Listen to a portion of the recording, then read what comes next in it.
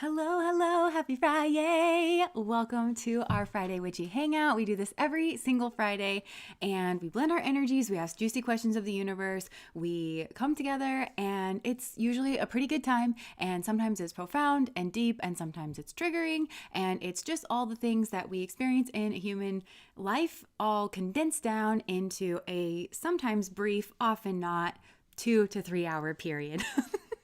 So if that sounds like a good time to you, please join us when you can, hit subscribe. And today we are doing a juicy question, what do they regret? And we did do this question like a couple of months ago, but I really felt this one coming through very strongly, kind of almost pestering me. So I feel like somebody here has regrets that they would like to express or communicate to you, or I just heard take ownership and responsibility for. So we're going to tap in and see what it is that they want to say. We already have a super chat with Mama Heat. Thank you so much. And she says, can I ask the coven to do a little pray for the LA protesting today? So, if we want to pray for that, it's been on my heart as well too. And there's a song, it's a Christian song, that is kind of like coming to my mind. It's called, I think it's called Let There Be Peace on Earth. It's like, let there be peace on earth and let it begin with me. Let there be peace on earth, the peace that was meant to be. So, I don't know. Just a little channeling, but we do have a lot of protesting going on in America right now. Probably you already know that. A big one is there for tomorrow, so everybody please be safe. Of course, protest peacefully and just look out for one another and praying for peace and just healing and freedom and liberations. May all souls be free, may all beings be liberated. May all souls be free, may all beings be liberated. So, all right. Moving on from that, you guys know that I really don't like to get political, but there are certain things that I feel like are just humanity. They're just like humane kind of things, and politics kind of touches on that, but at the root of it, it's actually like a human thing. It's like a humane issue, and I feel like we've got a lot of those kind of popping up now. And so I don't like to talk about politics if you're new here. We try to keep this kind of more of a neutral space. So, okay, with that being said, though, let's go ahead and get into this juicy reading about what they are regretting. We have 3 piles as per usual, and we do have an anchor card. So the anchor card is not a choice. It's not one of the piles. This is a common energy that is in it kind of infuses itself into every single one of the piles. And I feel like we read the cards together, kind of like in a tweezer fashion, where I'm picking up on general energies, and the cards may speak to you in a different way. That might be something specific to your situation, or if you want to mention it in the chat, it might also resonate with some other people. Of course, only take what resonates in tarot, but that's what I feel like we do together. And I feel like there's kind of a higher purpose to tarot, which is to get us responsible for our destinies, but also communing with the divine and like sensing out what resonates. And resonance, I like to point out, is not the same thing as confirming our own biases, which is kind of like a mental energy. It's not confirming what like you're attached to being the truth, but resonance is something much softer, much more subtler of an energy. So leaving that anchor card up there so that you can take the look at it. If it's speaking to you in any way, you can just kind of memorize this energy. Any like first impressions that you get off of that might hold some kind of a message. And then the riddle is so fitting. And then we will, oh my gosh, my heart is racing and I don't know why. Interesting.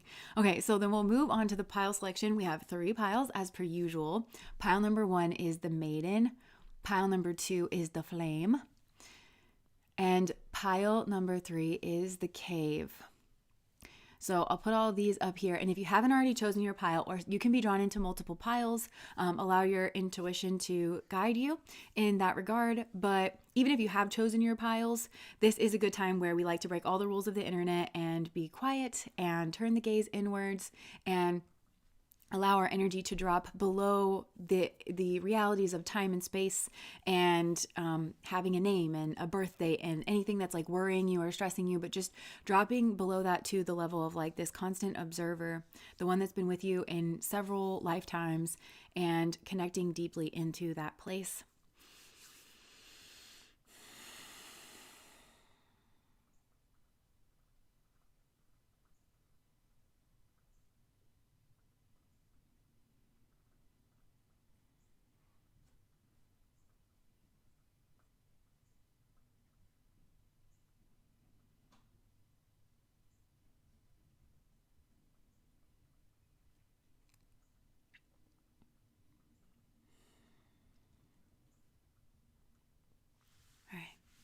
And whenever you're ready, you can open your eyes. I almost said open your mouth. Whenever you're ready, you can open your eyes and your mouth if you want to. That's a very different thing. And you can be drawn into whatever pile or multiple piles you are drawn into. And I'll just leave this up here for another second. Oh, it's Friday the 13th. I didn't even notice that. Okay, so Friday the 13th might mean something to somebody here. I know people have strong opinions about the number 13. People either like really love it or they really hate it, or gives them the creeps. Some of us are mouth breathers. I'm crying. Okay. I nearly fell off my chair. Okay. So let us get into pile number 1, which is the Maiden. I'm so sorry. The mouth thing really got me. I'm ready, mouth open. Okay. All right. Pile number 1. What are their regrets? Okay. All right, Spirit. Oh my gosh, the mouth open thing. What are their regrets? Something about having their mouth open? Not opening their mouth? Or opening their mouth. But I am getting like maybe they kissed somebody, or they said something here that was wrong. They regret something that they said, or they regret that they didn't. Yeah, I'm hearing that like open your mouth. Like maybe this person was like, they're like, open your mouth. Oh my gosh, open your mouth. Like in their brain. And then it just like didn't happen. Something to do with open mouth. Opening of the mouth. Okay, so pile number 1. Oh my gosh. Yeah. Yeah, there's like a blockage. So it feels like in the throat chakra, there's some kind of blockage, and they feel like the cycle is kind of over, or they created some kind of blockage or obstacle. And they feel like either their mouth created this or could have uncreated this at a certain moment in time where they should have like opened up or been more honest. Yeah, something to do with that. Look, the 8 of Wands, notoriously like a message, some kind of like incoming message. But I think they were afraid that something that they said would be destructive, like, or would have like thrown you off kilter, even though it is like some kind of truth. Yeah, maybe it has to do with this like lover's energy and something to do with like a choice, like some kind of making of a choice. This person is recognizing that you're the higher cup. So I feel like this person maybe regrets entertaining these like other choices. There's one choice in particular that I feel like this person is really kind of like looking at, and I just heard like disgraced with or something. And whoever this choice was maybe intending to disrupt this space. And they were presenting themselves as, I think there was something clearly off about this person or about that situation, something clearly off, like unhealthy, toxic, not good for them. But then they were also kind of presenting themselves as being like a healthy option or something. And this person was like very confused about that. There could have been like a lot of partying. I just heard like playfulness or something that was like presented. And, there could have also like, I don't know, been like friends involved or something, but there's definitely a secret strategy. So this person kept their mouth shut as a part of a secret strategy. And I don't know that they intended for you to stand in your strength or to find out anyways, because I'm noticing the turbulence in the tornado there. But then look, in the strength card, she is like accessing the tornado, like with her magic wand, which is kind of, I'm getting like Ace of Wands energy. So it could have been like you had some kind of passionate new beginning, or you thwarted theirs. Like maybe they wanted that. I don't know. Or you like, maybe they were even, I'm not really getting that though. You like sidestepped some kind of like tornado thing, and this person feels like they're getting justice because you're the favorite here. In some way, shape, or form, you are the favorite, and this person was tempted. That's just what I'm getting. They're tempted, and they weren't being fair or equal, and they know that. Yeah, they took the devil's cup. This person knows it, and now there's like a blockage and possibly some anger here. And so they also could have regretted something that maybe you didn't say or said. But what is that about? I just looked at the justice. Because it was fair. I actually feel like something here like was fair, but it's because this person didn't like open up their mouth. Then I feel like, so what is it that they wanted to like, what is it that they regret not saying? Okay. It's like the riddle. I just looked down and saw the riddle card. Something that would have like untangled a riddle Also, like, that they had feelings for you. Yeah, the Tower. This person feels like they got what they, like, deserved. This person's really, is really thinking that. Also, okay, so, like, the Maiden is relevant here as well. Something to do with a maiden. So, because, like, there's the maiden, the mother, and the crone. And, like, a maiden is, like, an unmarried woman or maybe, like, a young woman. This could have happened in your maiden phase, or because I'm almost getting that there's two now. Because they regret getting involved with somebody like this and kind of, again, falling for their trap and falling for their tricks, because somebody here presents themselves as, like, very sweet or, like, you know, like, who, me? Like, bashful, but, like, this person is, like, the furthest thing from that. They're actually very calculated. I think this person also regrets seeing you as the maiden, and it's like they pigeonholed you. I do feel like there's misogyny in this group. I feel like this person's kind of getting their ass kicked, I just heard, by karma, because they've underestimated women. This person, like, thought that they were in control or something, and they were, like, kind of putting people into categories. They weren't actually getting to know the people that were women in front of them. They just kind of assumed certain things. And so I actually am getting that there's two women right now that are kind of kicking this person's ass on, like, a karmic level, because I think one of them is you, where this person didn't expect you to be as strong as you are. They were really shocked, actually, by maybe something that you said. Or it's Eight of Wands energy, so it could have been a trip. Like, you could have left as well. Like, you could have or told this person where to go, or I don't know. For some of you, this could be like telenovela, where it's like you were like, bye, never see you again, and you, like, put this person, like, on a plane to somewhere, and then, like, you, like, left, and, like, you know, it could have been or you, like, left. Maybe you were on vacation, or you, like, went, you know, like, you ever see those certain TikToks, like, story times, where this person's like, yeah, I found out that my husband was cheating and that he was going on this vacation with this other girl, and then, like, I booked a ticket and then I showed up at the hotel. Maybe some of you, just obviously that's not everybody, but maybe some of you did something like that. Yeah, and it feels like things just got, like, tangled up and up and up in knots. Karmic knot is what I'm getting. This person is, I'm seeing it, like, slowly being tied. Like, a knot slowly being tied, where it's like you can clearly see that that's about to turn into a knot, but, like, this person just kept tightening it and tightening it and tightening it is what I'm getting. Like, they could have stopped it, like, at any point. It's like in slow motion. It's like watching a car crash, like, in slow motion. Like, this person was, like, doing that, but I feel like, again, there was some kind of secret strategy, and so this person, like, kind of kept on about it. They did not treat you fair or equally, and they really underestimated you in some way. Nikki, thank you so much for the super chat. Yeah, and so now they feel like they'll never have a chance with you is kind of what I'm getting, because I feel like that's you. They really underestimated your strength here. And also, perhaps, like, some of you, this is, like, maybe this other maiden. Oh, okay. Yeah, they're like Itu Brute. Like, I feel like this is this other, like, maiden energy that they got involved with. Like, that person destroyed this, like, tower, and that could have been your relationship. I mean, this person understands that they were involved in this certain way. I'm not getting that they're trying to, like, but they were shocked that, like, this other maiden, and for some of you, I feel like this is you, where you could have revealed a secret. You could have sent a message. Like, if you found out this person was juggling you or something and trying to play you against another person, you could have sent a message that they never thought that you had it in you to send. They thought that maybe they were trying to pit two people against each other, and they just expected certain things, and it has to do with femininity and what they thought about femininity, and that's what they underestimated. With you, I think it's like a strength. They underestimated your strength and your ability to, like, cut ties with them, or to see through bullshit, or to just tell them where to fucking go with their nonsense. With somebody else, though, they were actually malevolent, and somebody else here was, like, actually very strategic, and this person was, like, shocked by that, which is why I think this person's getting karma for their misogynistic views. Yeah, they're learning. They're learning. They're learning. They're learning. I just keep getting that. They're learning.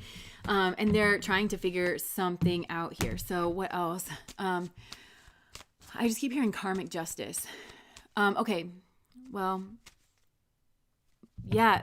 This person's, like, realizing that they left somebody out in the cold with their secrets, like, with their secretive nature. So they saw you. Okay, there's something kind of unfolding here. They saw you have, like, an idea, some kind of Ace of Wands energy, which, remember, I was getting that in the strength card.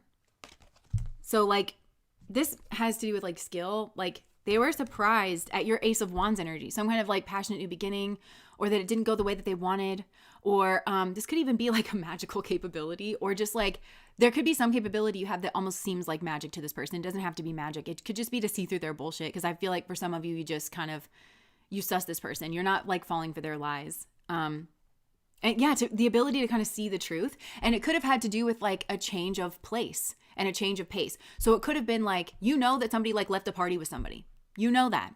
You saw that. You deduced that. you know, or maybe somebody did send you a message, or maybe two people sent you a message about something here.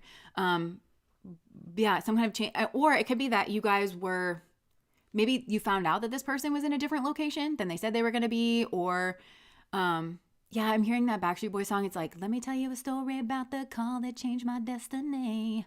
Me and my boys went out just to, yeah, because there's something here where it's like this person regrets a message that they sent or didn't send, or something here. They know that they try to keep you in illusions. They try to keep you in some kind of delusion. Spirit was trying to get your attention, which I think has successfully done, to like exit this delusion, because I feel like there was some kind of delusion that kept you in like a riddle. And I think this person felt that was strategic. They are regretting that now. I'm not sure how much of this is remorse, so much as like they got caught. They are regretful that they got caught. They are regretful that they made bad choices, because they see it. It's like hindsight is 20/20 with this individual. They were entertaining some kind of like choices. They kind of see clearly that there was one like really bad rotten apple that they were kind of thinking wasn't. They're kind of thinking, oh, this is positive, but they also knew that there was some kind of like negativity here. But and now they're just seeing that person as a total bad apple, and like had it out for you or had it out for them like since the beginning. They're really seeing that. And now this person is very strategic, because I think their version of trying to deal with this is still to be strategic. Oh my gosh, I saw this thing where this lady was sharing her experience with like AI. She was like a writer or something. She was trying to get AI to help her sort through her, like make a portfolio. So she was like, can I show you my work and then you'll help me pick out which portfolio? So it was like doing all that. And she kind of realized that it was lying, that it hadn't actually like looked at it or like read whatever she had or saw it, because it was like talking about the things that she was having to analyze, but it wasn't at all what it was about. So she called it out, and she had to call it out multiple times in a row, where she was like, clearly you didn't read that. And it was like, I'm sorry. Every time it was like, I'm sorry, you're right. I've knocked your trust and I shouldn't have done that. And then it would happen again. And it's like, that was really my bad again. Like, I'm so sorry. I know that I've like ruined your trust. It happened like 4 or 5 times, until finally she was like, you're just deceitful and incapable of honesty. I feel like that there's something here like that. Like, you're just deceitful. And, but it was really like smooth talking. So I feel like this person, and that's the blockage. That's like, I just heard like the end of a cycle here. They feel like they cannot hold you in this like illusion or delusion forever. There's some kind of like darkness that you were shrouded in. And this could have been like you going silent or you going dark, because you, I think, pulled back and you like, maybe I just heard depression. You could have like went internal to like process through your feelings, and you bloomed in that space. And this person is seeing like that you are like the bloom, the blossom, like the love, or like whatever was going on here. But they kind of couldn't see that because of like the dark. So it could be that this person, like you went dark, like you went silent, you gray rocked, you weren't responding to this person's text message. Maybe this person also regrets a text that they sent you after dark is what I'm getting. Or a text that they sent to somebody else after dark, or responded to or something. Yeah, there's something like that. Like, I wish that I would not have done that, because they're seeing now that like you were protecting yourself, or you were like thinking, or you were like processing and blooming like in that time. But I think they misread whatever the dark energy is here. It doesn't feel like a bad darkness. I mean, other than like maybe it was depression, or like you just feeling really low about yourself because you knew that there was other people involved in the situation, and like there was this like kind of comparison energy. You knew that you weren't being treated fairly or properly or correct. And I do think that this person, I don't know, actually, because I was like, I think that they have been told that there's like a proper way to treat people, but they don't apply it to women. I think there's misogyny here. Yeah. So this person does regret that. They misread your silence, or they misread your like pulling back, and they know that they kind of put you into that. Now, the other thing is I'm seeing like kind of scarves fall before this maiden energy. So they regret kind of like wanting to see about like this maiden energy, because it feels like they had to go pretty far into something. Like it wasn't just like kind of readily available. So that could be with you, where this person saw you as like, for some, this person like sexualized you in some way. And I think this is even if in a work scenario where you'd be like, no, this person didn't sexualize me. And at the very least, what I mean is that they thought that you were feminine and like weak. So like maybe that you weren't capable of a leadership position or something, or that you were just like soft and like delicate or something, when you actually weren't. There was actually something else going on here that was much more like, if you had been a man, this would have been seen in a different way. It wouldn't have been seen like you were just helpless and you were just, it wouldn't have been seen like that. It would have been actually seen in the light of the truth. And so there's something, it could be like that. Sunny Night, thank you so much for the super chat. He has liabetes. I'm crying. Liabetes. I haven't heard that before. Yeah, so like this, it was something about like the way that you were seen. And so this person could have like sexualized you and you didn't want to be. Yeah. And so it could have been that this person did something inappropriate that they shouldn't have done that you didn't want and, whatever. That could be the case here. But I think it also could be with somebody else, like that they were just like, well, let me just see what's going on over here. It was more like a curiosity. It doesn't even feel like it was feelings or anything like that, but it was just, and they thought whoever this person was like cute or sweet or vulnerable, and they just weren't. They had an intention, and this person is responsible for their own behavior. And I'm not really actually picking up too much on that. Like this person has regrets that they've been found out. They have regrets that their strategy, that they got fooled. I think it might be like a personal slight that this person got fooled and like taken in by a woman or something, and something here got destroyed. Something big actually got destroyed. This person affected their life in some way, and that's what they. It's kind of like tears, like crying hot tears, like frustration, anger. But I'm not, to be honest with you, like the straight up energy with remorse, I'm not getting that. But this person like does have regrets, and they're really slick with the tongue, which I think you already know. Like this person, I kind of wonder if this is the person that like knows that they have something that they want to say. They wanted to tell you that they had certain regrets, and because they think that it's going to make the situation better. I don't know. It feels like you're really not dealing with this person. They are regretting maybe stagnating a conversation. So it could be that you were in conversation and they stalled, or they didn't say the thing that they know that they needed to say. The mouth thing, back with the mouth. And also, this person, I think, wanted information from you. They maybe wanted you to say something, or they wanted you to respond to their text in a certain way, or they wanted, but you didn't. And this person needed to like approach you and like say something because they wanted information from you. But now there's like this blockage. They might have thought that it would come out in an argument or something. This could be this other, like, see the Queen of Swords back there? All like weird and creepy. That could be where this other lady stepped in some kind of way. Like where they were like with this person. They're not as strong as this other person. They're a knight. This other person's a queen. Yeah.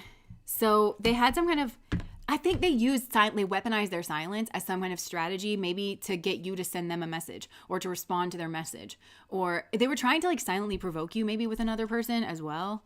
It was strategic to maybe get a relationship out of you. They're seeing that all differently now.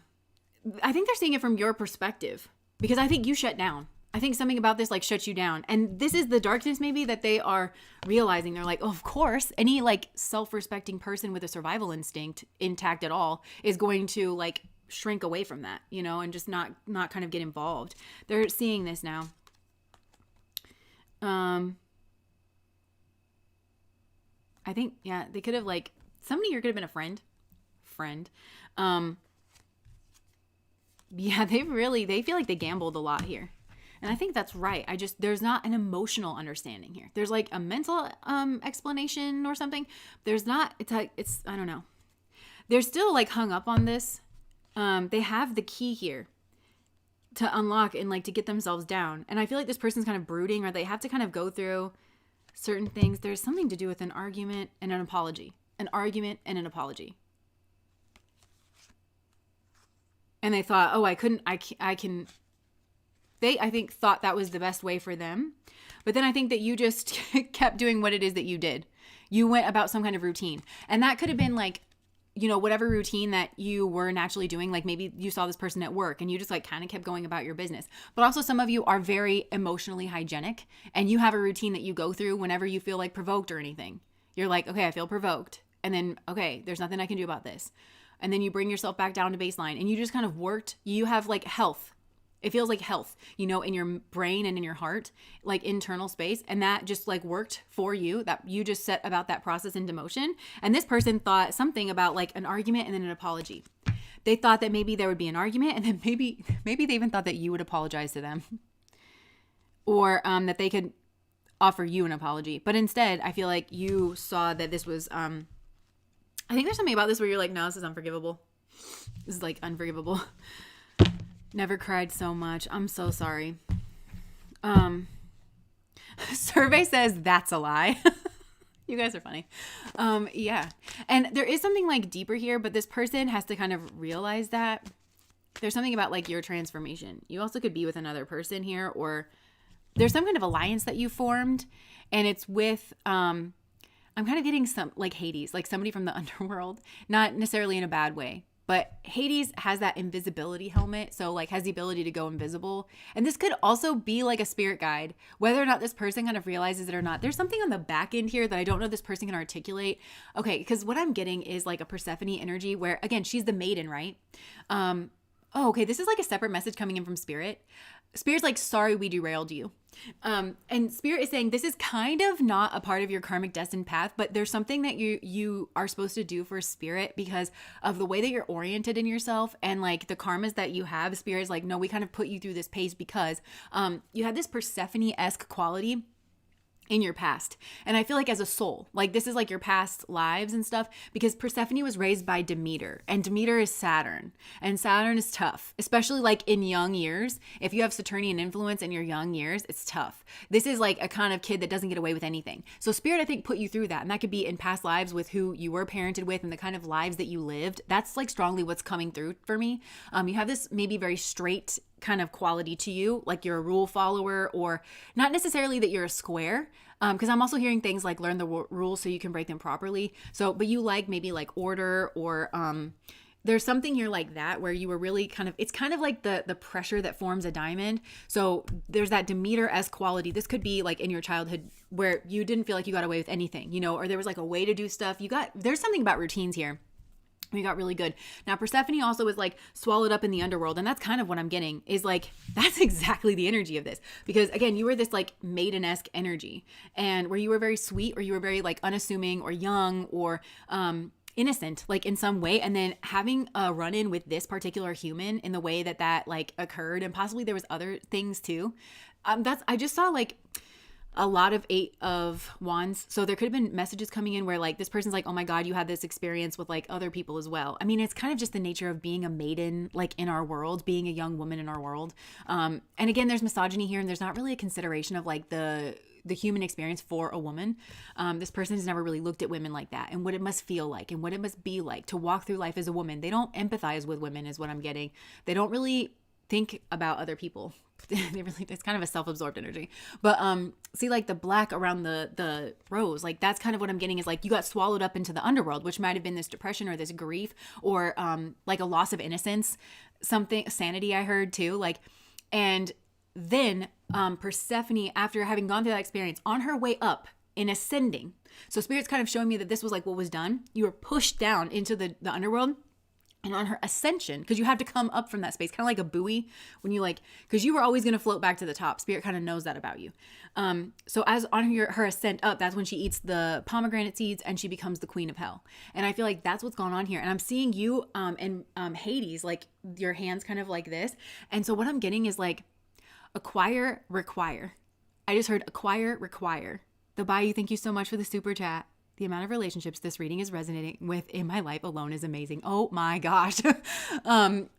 Yeah, so that might be the case for a lot of you, where this has been a repeat experience. But I'm seeing that like merging of Persephone and Hades. And I feel like Hades has almost imbued you with some kind of, oh, I just got goosebumps, quality over death. Death energy, that transformational energy. But I feel like this is karmically speaking, because I do feel for some of you, not for like, there is a soulmate connection here.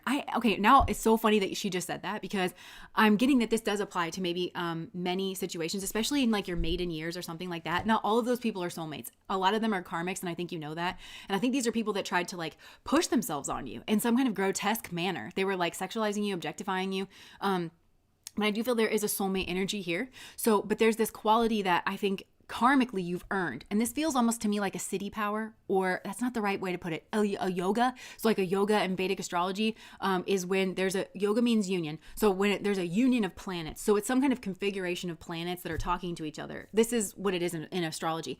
And it gives rise to a certain kind of ability or some kind of like energy signature. So in Vedic astrology, if you're reading somebody's chart, you could be like, okay, well, there's like, you could read it normally. Okay, well, this is in the first house, and this is, so it's going to kind of read like that. But if you've got a certain yoga, it's like, oh, but I didn't realize this planet in some ways talking to this other planet and this planet. So that actually changes the energy entirely. And it's not going to play out like that. And it can kind of happen for better or for worse, where it's like, I know one of them that I thought was really interesting, and I think they say Bill Gates has this in his chart, but I'm not entirely sure, where it's like his, something like he can never lose, like something.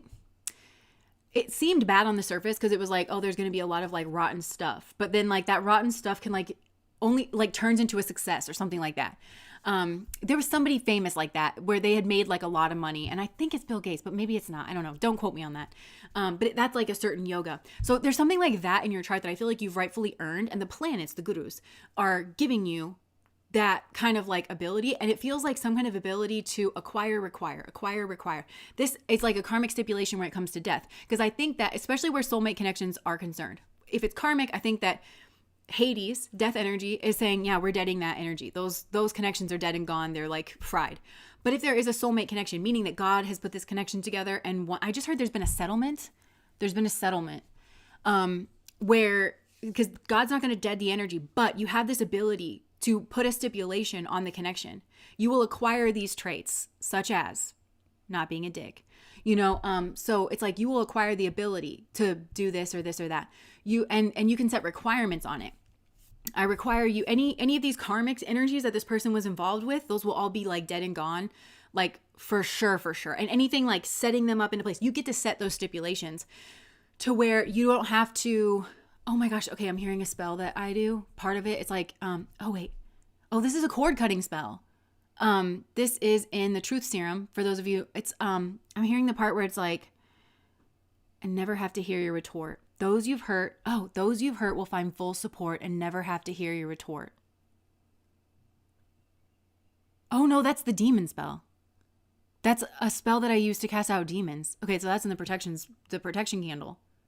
So there could have been a demonic energy here, like moving through this person, or like there could have been a demonic energy, like low vibrational energy, especially because we're talking about schmegs. So we were talking in another live stream where it was, remember about the succubus incubus energy, and those are considered like demons. So it could have been like moving through. Yeah, I'm kind of getting that, moving through this person's sexual energy. Like either it's moving there, and that's a spell that I used to kind of cast that away. So I think that what that's saying is like, no, you need to get rid of that like energy. In your, I feel like in your schmegsual energy, not you, but like them, that needs to be fully gone and dealt with before I will even entertain like having another lifetime with you or like having a conversation.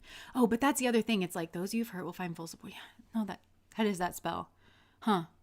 But then the cord cutting here too. It's like, oh, the cord cutting spell. Part of it that I'm hearing is, you haven't been learning. You're wasting my time. What's yours is yours. What's mine is mine. Let's split the deck. Let's part the ways, divvy out the karmic pays. That's like apart from that spell. So there could be like a combination here of like that's occurring, the cord cutting, like especially where there's karmic connections, and this is not put together by God, where God's not like, nope, this is part of my plan. I need these two to be together for some reason. And that doesn't have to be romantic. Soulmate doesn't to me mean romantic, but like take that however it resonates. Anyways, yeah. So there's like some kind of karmic knot. Jealous. I heard jealous. Some kind of, yeah. So I think there's a stipulation that this person needs to work out some kind of karmic knot. And you're saying it's your karmic knot. It's your karmic knot. Yeah, get rid of the devil. You got to dead the devil energy. That's what you're saying. And this person, settle. Oh yeah, this person's crying now. I'm seeing them cry. No. This person's like, I can't believe you would cord cut me, or you would try to cord cut my connection, or like this connection. Yeah, so that's part of their regrets too. On a soul level, I think this person's felt that you're trying to like dead the energy or something. Huh. This person regrets believing someone's lies as well. Like they got caught. Yeah. So now they're showing me this karmic connection because they were they thought somebody was the Empress. They're showing me the Empress. They thought somebody was the Empress. And really like there was a shark kind of, I just saw the Knight of Cups in this deck. Yeah. Following after. This could have been this person with you for some, especially because I think for some of you, this relates to a lot of different situations. Where they were the shark that was kind of, it's old energy because sharks are dinosaurs, aren't they? or they come from that. I'm pretty sure they were around in like the dinosaur era, right? So this is like old energy. And somebody here was like, yeah, this is the karmic knot. It's old. And so either this person's come after you and you've successfully deaded the energy, and this person's like, no, I want to be friendly, but they're not. They're like, they're shark-like. They want to eat you. They're predatory in some way. And so these energies have been deaded. But if this is a soulmate, I feel like the soulmate is saying that they have this. Somebody here is like, they're kind of blaming this other person. And they're saying, well, this person like was hunting me. I thought this person was like the empress or whatever. And they're saying I was trying to go to you because they're recognizing that you are the empress and that they got all, look, this is exactly the card that I was seeing. And that just came out. Yo, see the shark and this is the Knight of Cups. So this is like delusion, fantasy. And it's also, for me, it can correspond to Vishaka energy, which is like, it's one of the places in the zodiac where it's like poisons from past lives, like the poison sac. There's definitely a karmic here. But I think you're saying, look, deal with the karmic. That's your karmic. Stop wrapping me up into it. You need to fight that person head on. Because I think this person was like, no, I need like you as the North Star to go after. And you're saying there needs to be something else or someone else. Let it be Jesus. Let it be Krishna. Let it be somebody else. Like, let it be your own freedom. Let it be your own dignity. Let it be your own, like, yeah, don't let it be me.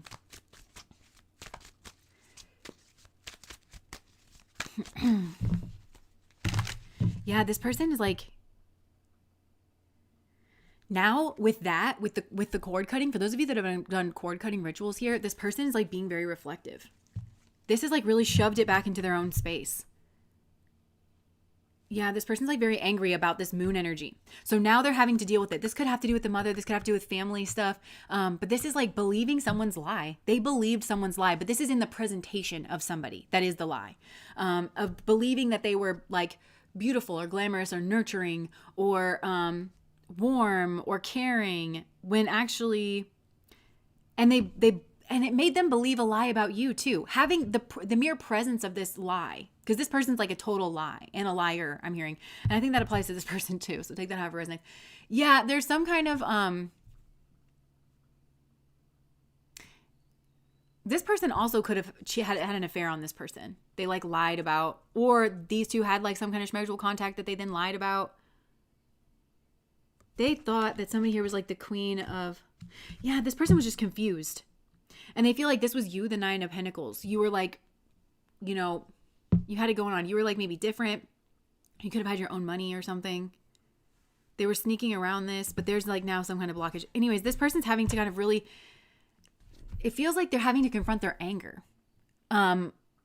And this person's not very self-reflective. So it's like, I don't know. I feel like for you and me, we would be like looking at ourselves and like, okay, well, where did I go wrong? Even if that's not always the healthiest. Cause I feel like maybe I'm really just getting that like you and me, we can be kind of like self-critical. And I think for us, we're kind of pulling apart the like self-critical and the self-awareness. Like, yeah, it's a part of it. I think being self-critical, because Venus is women, right? Rules over women. And Venus is inwardly caustic. And so women can be kind of inwardly caustic because society puts a lot of demands on us. You're supposed to be, it's the straitjacket, women's shame, right? You're supposed to, I can bring home the bacon and fry it in a pan and never let you forget that you're a man. There's like a million things you're supposed to do and all of them are contradictory. And so in order to like accomplish that, you get inwardly very corrosive, you know what I'm talking about? Like you're just inwardly very self-critical, which to me like leads to some kind of heightened level of self-awareness, but it's not in and of itself self-awareness, and you can be self-aware without having to be self-critical.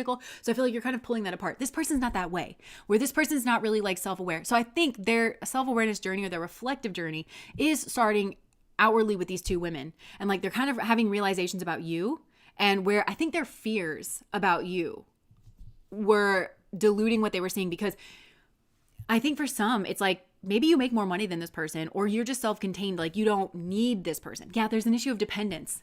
So this person they were like, well, I don't know that you'll stay, which says a lot about this person, but they're like, I don't know if you'll stay in a relationship with me if you don't need me. And you also seem to be like contained in your own world and stuff. So they were like, yeah, I think it was that, where this other person was kind of, really a ferocious energy. And, I think active, very nurturing, but also like there's really played on this dependence. There's issues of dependence here because, kind of getting that this other person may well have money or shelter or something. This person could have been dependent on this other person emotionally. They're dependent on their lies. They're dependent because it reflects back some kind of lie about them. It reaffirms something that isn't actually true about themselves, and it deludes them instead of them dealing with it. Like, I don't know that this person could provide for themselves during certain parts of their life, which is, people do that, especially like we're talking about maiden years for some. This is like young, I don't know.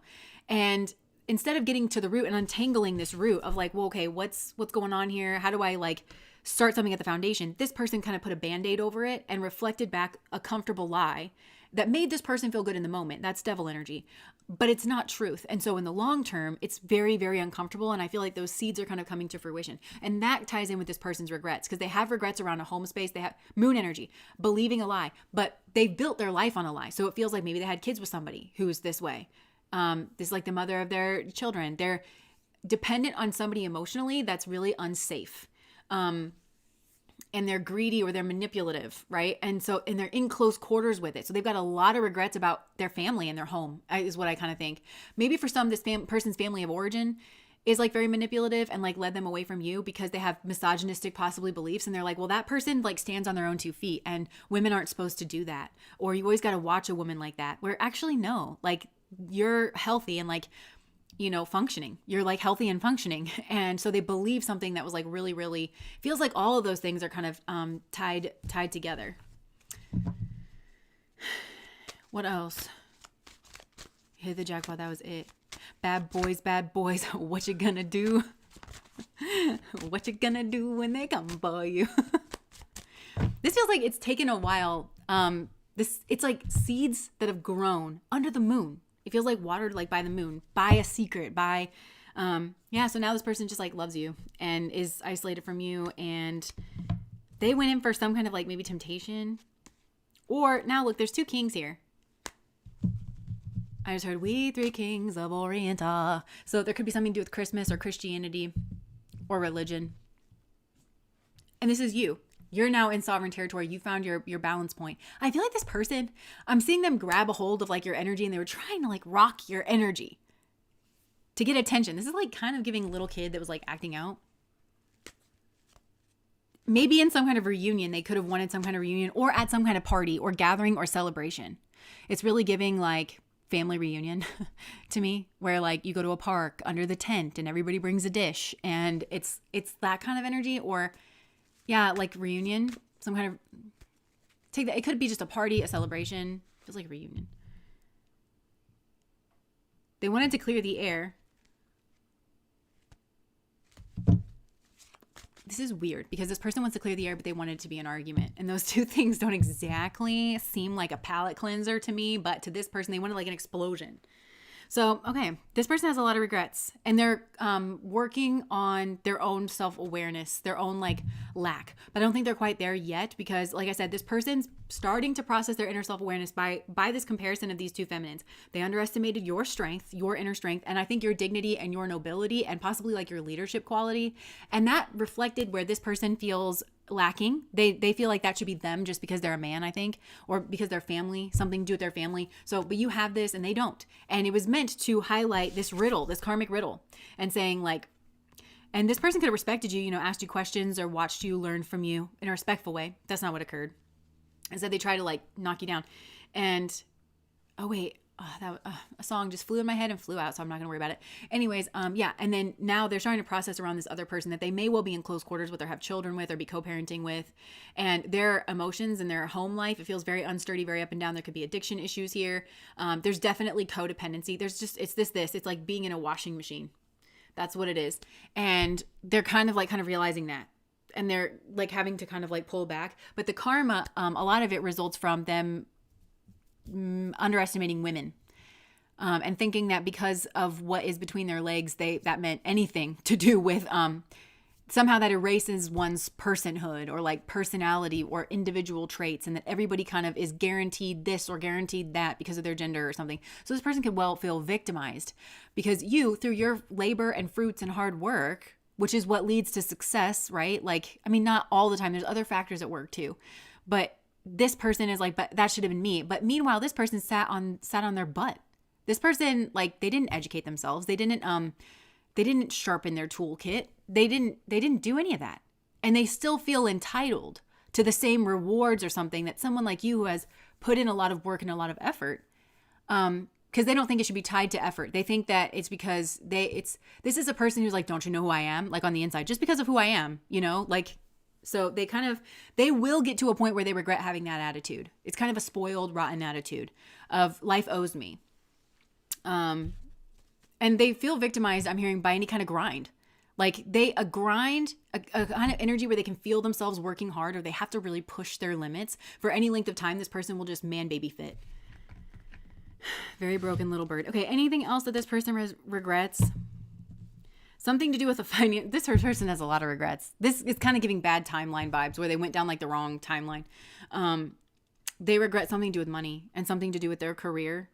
They might have pissed somebody off in their career as well that like caused some kind of a blockage. Or again, it's their energy kind of flickering in and out in terms of pursuing like a job or like a career field or something. So they didn't actually, there's no smooth flow of energy. This person needs to figure out why their energy flickers in and out.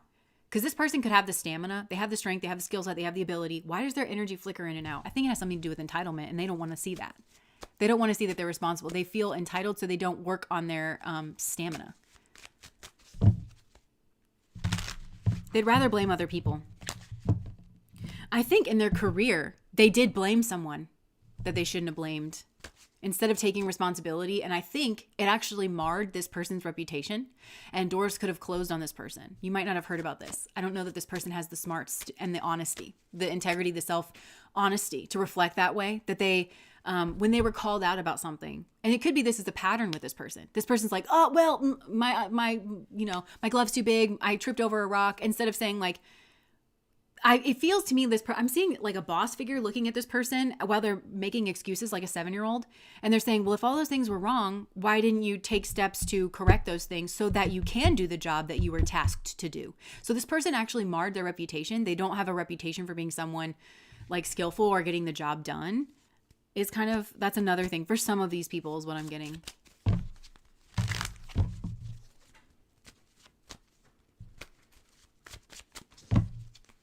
He's actually very intelligent, was just said. Yeah, this strikes me as a person who has like, they really could, there's like no door that this person could not have unlocked if they could just hold themselves accountable and understand, like, instead of saying, this person's far too comfortable just making excuses and just saying like, my glove is too big and I tripped over a rock. Therefore I should not be held accountable for something that they should be held accountable for. And this person doesn't understand that there's 10 people surrounding them that might not do the job as well as they can, or they might be half as intelligent, but at the very least they'll take accountability. And so the boss isn't like beating their head against a wall, just trying to get this person to understand that actually the problem does lie with you. So moving forward, if this company is going to be productive, you at the very least need to show that you understand where the problem is so that you can fix it and be held accountable. And this person thinks it's strategic to not do that when really they come off like a child.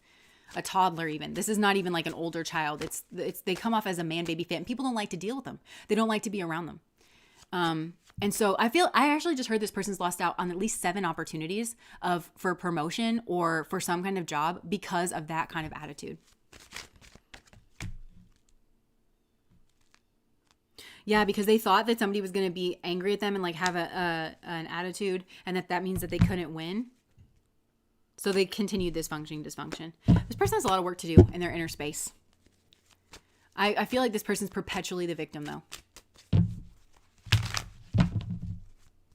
And they try to partner with people. This is somebody who tries to make like connections. But those connections are not going to go anywhere because eventually somebody's going to see what they really are and that they don't take accountability. So, okay. I think that's enough regrets for pound number 1. This person's going to keep pulling on the thread. So, yeah. And they have several karmic knots here that they are actually like working through. And yeah, that's what I'm getting for pound number 1. He doesn't know how to do life with no strategy and no deception, which is sad. It is sad. Yeah. Yep. Sounds like someone I know. He's always in and out of jobs. What an idiot. He avoids conflict at all costs. 7 options. Wow. That's crazy work. Yeah. And I don't know how old this person is, because if they're younger, then that is like crazy. Because it seems to me this person cuts an image, you know, like when you first meet this person, it's like, wow, you're everything. And then, so it's theirs to lose. It's theirs to lose. And this person loses it every time. Maybe they lose it like in their mind. I don't know. Okay. I'm just going to put this back up here in case you're joining us. We just did pile number 1, which is the Maiden, and we're getting ready to move on to pile number 2, which is the Flame. Oh my gosh, Luna is taking a nap in her little bed, and it has like, oh, she heard me talking about her, but it has like little walls, you know, little fluffy walls, and she just had her head like, like she was asleep with her face like in the, like just right up against the wall. It was really cute, but she's stretched and now she is in another funny position. She's a funny cat, Luna. Okay, I'm going to compassion. Take a little breather here. Hello, pile 2. I bet his mama has a lot of regrets too. All right.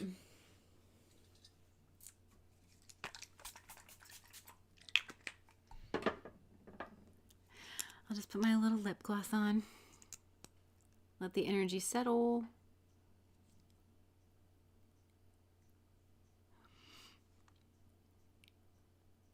Stacy said, I came in halfway through and I was told that I would come in at the right place, and it was the demon spell I heard. Oh my gosh, interesting. Sometimes that happens to me too, where I'm like, I'll come into like a reading or something at the right place and I'm like, yo, this was like specifically for me.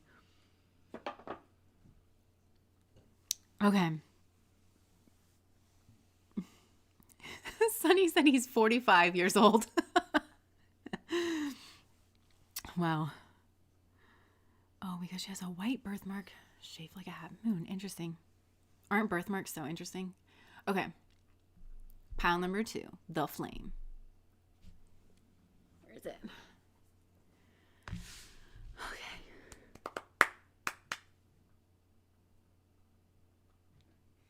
Dang. Oh my gosh. Okay. So I was like, I went to reach for a message deck and I was like, dang, another person with like the messages. But on the bottom of the deck, it says, sorry about the way I handled things. So this person is sorry for the way that they handled something here. Oh, look, what's the T? Groupie.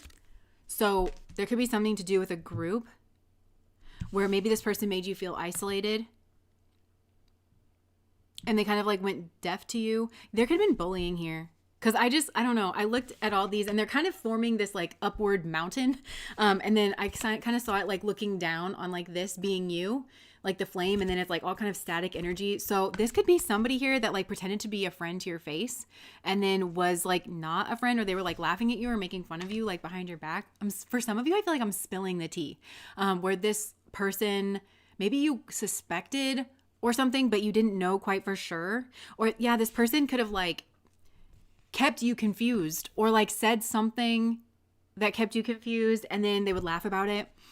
But also like you've dusted it off, or like I just heard water off a duck's back, where you were like, whatever, like if you guys choose to suck as individuals and as a group, that's not really about me. So I'm just like kind of shutting off, or like, oh, okay. So another thing is that I feel like maybe you could have gotten like this static around, like you said things that you kind of suspected these people were talking about you and that they weren't actually your friends. And so like you just kind of got like very vague with the things that you were saying, or you like gray rocked or whatever. You would keep it short with certain people.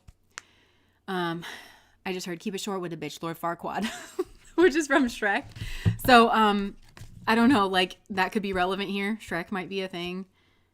Yeah, this is maybe at a job with the hustling energy. Make it rain, focused on money, getting it right. So I feel like there could have been something about the way that you went about getting your job done. I actually feel like this group is like very hard workers, and it made you feel isolated. People were like threatened by that, or yeah, I'm hearing like Square, or I just heard Squarespace, which is having something to do with like a website or like taking money or something. Like I feel like everything that you did was like criticized. You know, your creativity, I just heard campaign. So you could have been on some kind of campaign, maybe for a promotion, or like maybe there was something in the office where you're like, hey, if we do this, that it's going to be like, it's going to make things a lot easier. And these people pretended to be like friends to your face. There's more than one person here. Oh my gosh. Okay. So there's 4 people here, which to me, it's the Emperor card. So the Emperor is like very like structure in society. So they didn't want something to change, but whatever it was wasn't working, or it was like, you knew there was like a better way to do something. And it came from like being pro-social, I think, in you.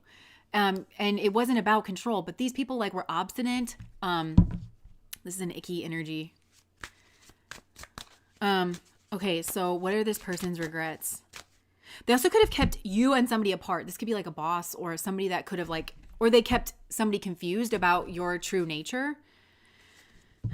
I kind of feel like this person's, they could have affected your money in some way with this bankrupt energy, or I'm just getting somebody like, you're like, okay, guys, ready, come on. And they're like, yep, we're ready. And then like you turn around and you're like, heave ho, you know?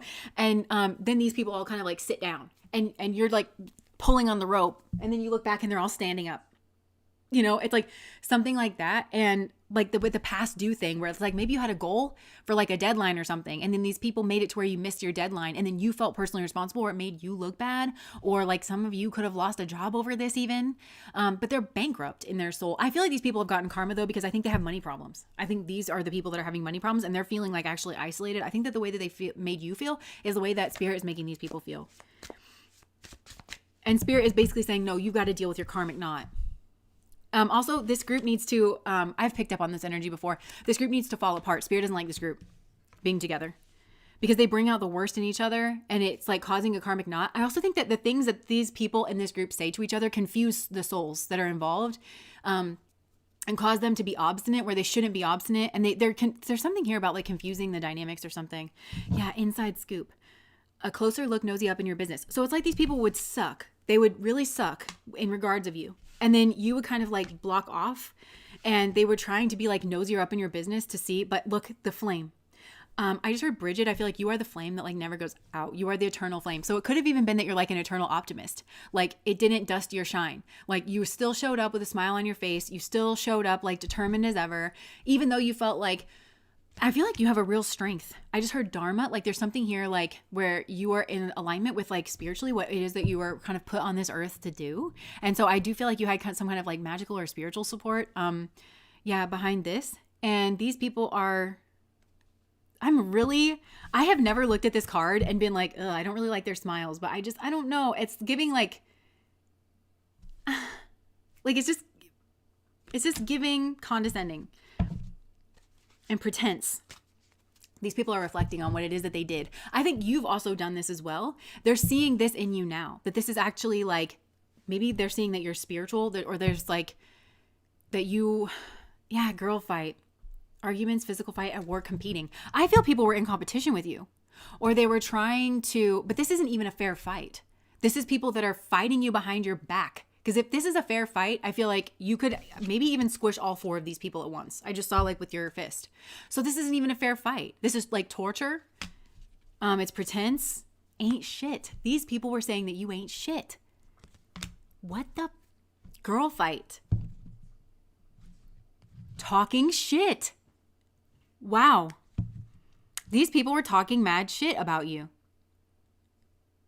And they could have even tried to make it out that you were fighting. That you are like trying to compete. I'm not getting that from your energy at all. I'm getting that you're kind of like, you got this beautiful emperor energy about you, but it's pro-social. And I feel like you actually you confuse people just because of this, because you have this leadership quality. You're very, you want to change the structure, the order of things. But I'm seeing, like I said, the four of the emperor being very feminine, first of all, in you. And it's in the group. So you include the group in some way. You're the furthest thing from being a tyrant. And you're also the furthest thing from being ain't shit and from being like black and white. Like you're trying to like include people and stuff. And this was like misconstrued in you. People were like talking shit. But I feel like they could have said that you're talking shit, or that you're trying to start shit, or that you're like competing. But I'm just going to be very honest with you. And I think this is why they mad. There's no competition here. These people are comparing themselves to you and there's no competition. And so they wanted to bring you down, and they needed to work as a group in order to do this, because that's how strong your energy is. One of you, and they struggled even like the four of them to bring you down. I'm getting like laughing hyenas. Ew.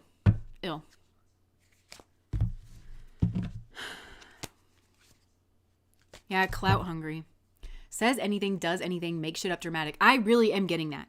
I think that stuff was, I think at least somebody here, it feels like people are making stuff up.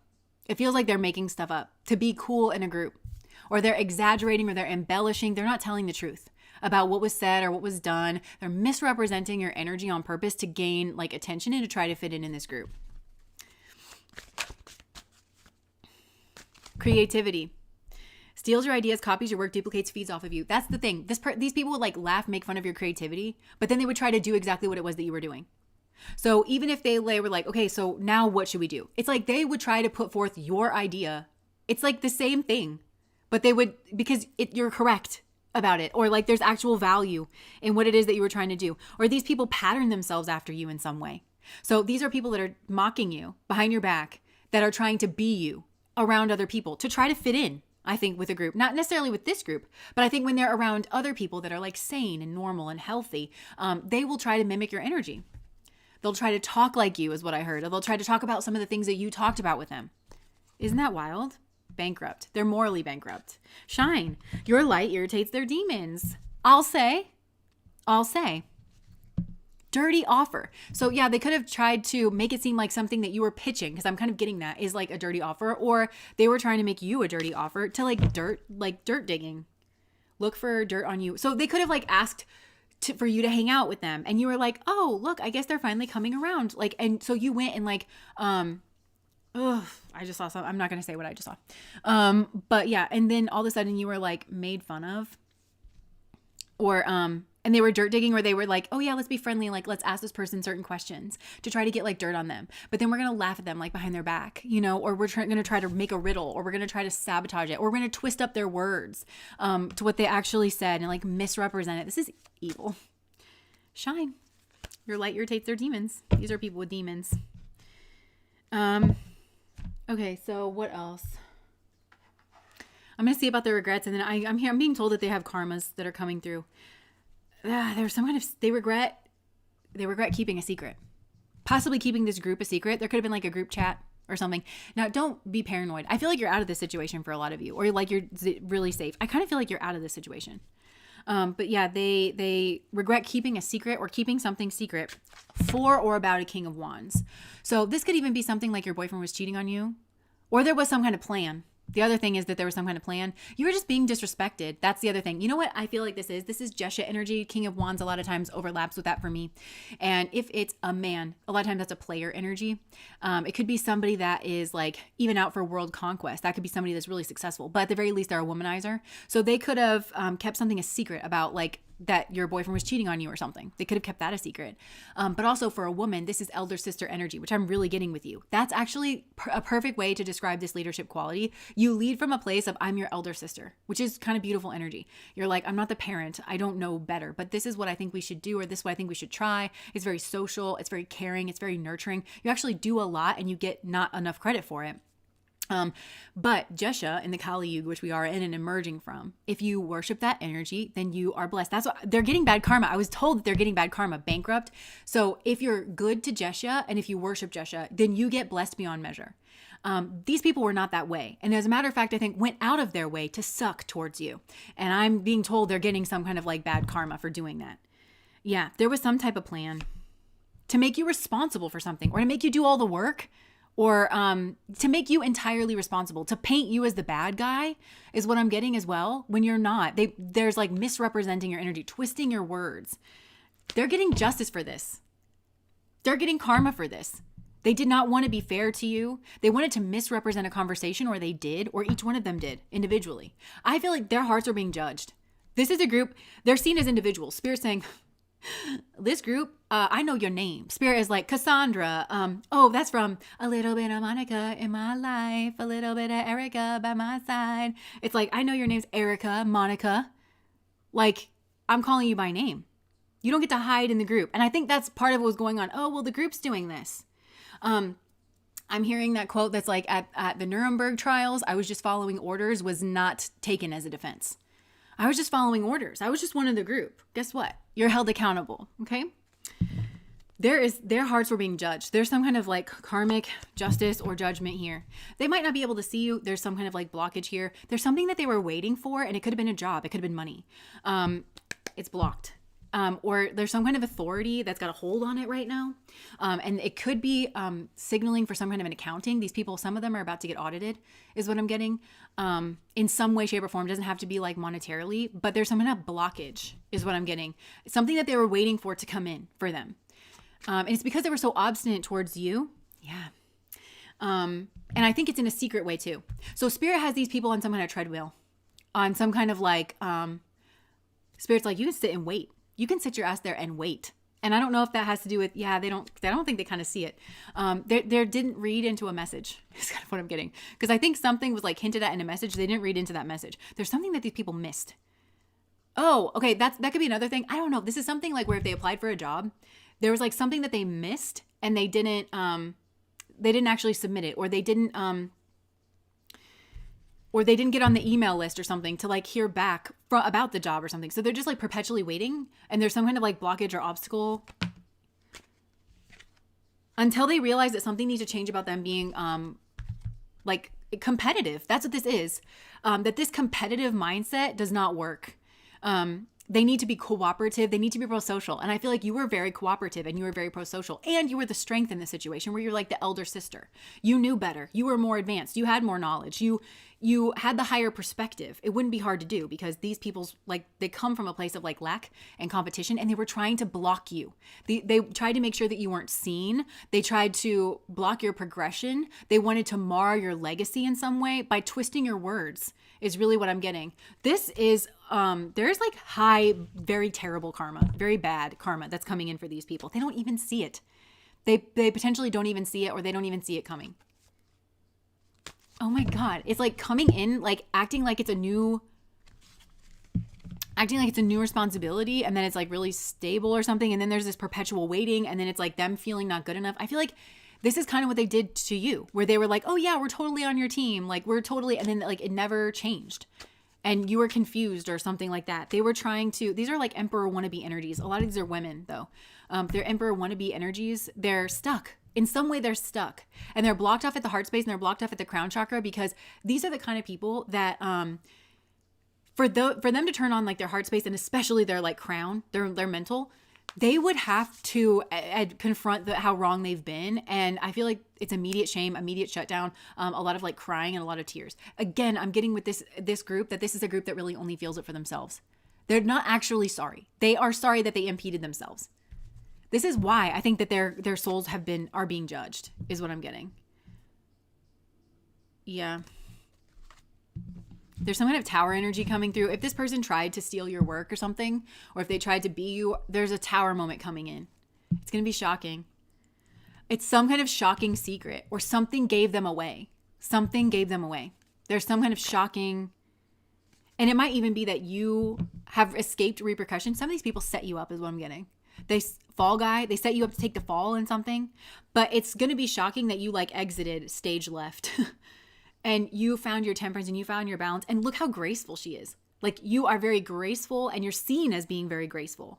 And also I think they're going to be surprised because notice like green is the color of the heart chakra. So I feel like, again, your creativity and like your love for something is like being seen. But green is like the color of jealousy. And I feel like it's being seen that these people are jealous of you.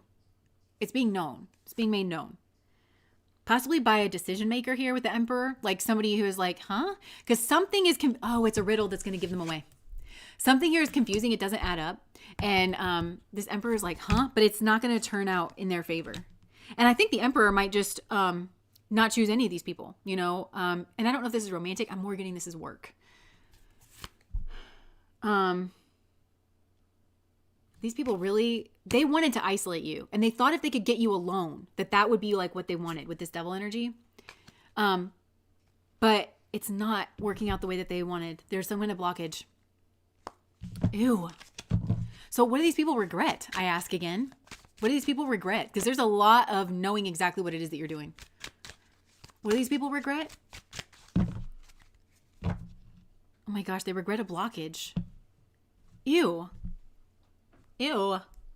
Maybe for you, these are like karmics is what I'm getting. And you had to work out this riddle of like your treatment about why you were isolated, why they acted like they were on your team and everything. These are like hidden enemies, hidden in plain sight, hidden in like some kind of disguise as like being a part of a group that's friendly to you, that supports you.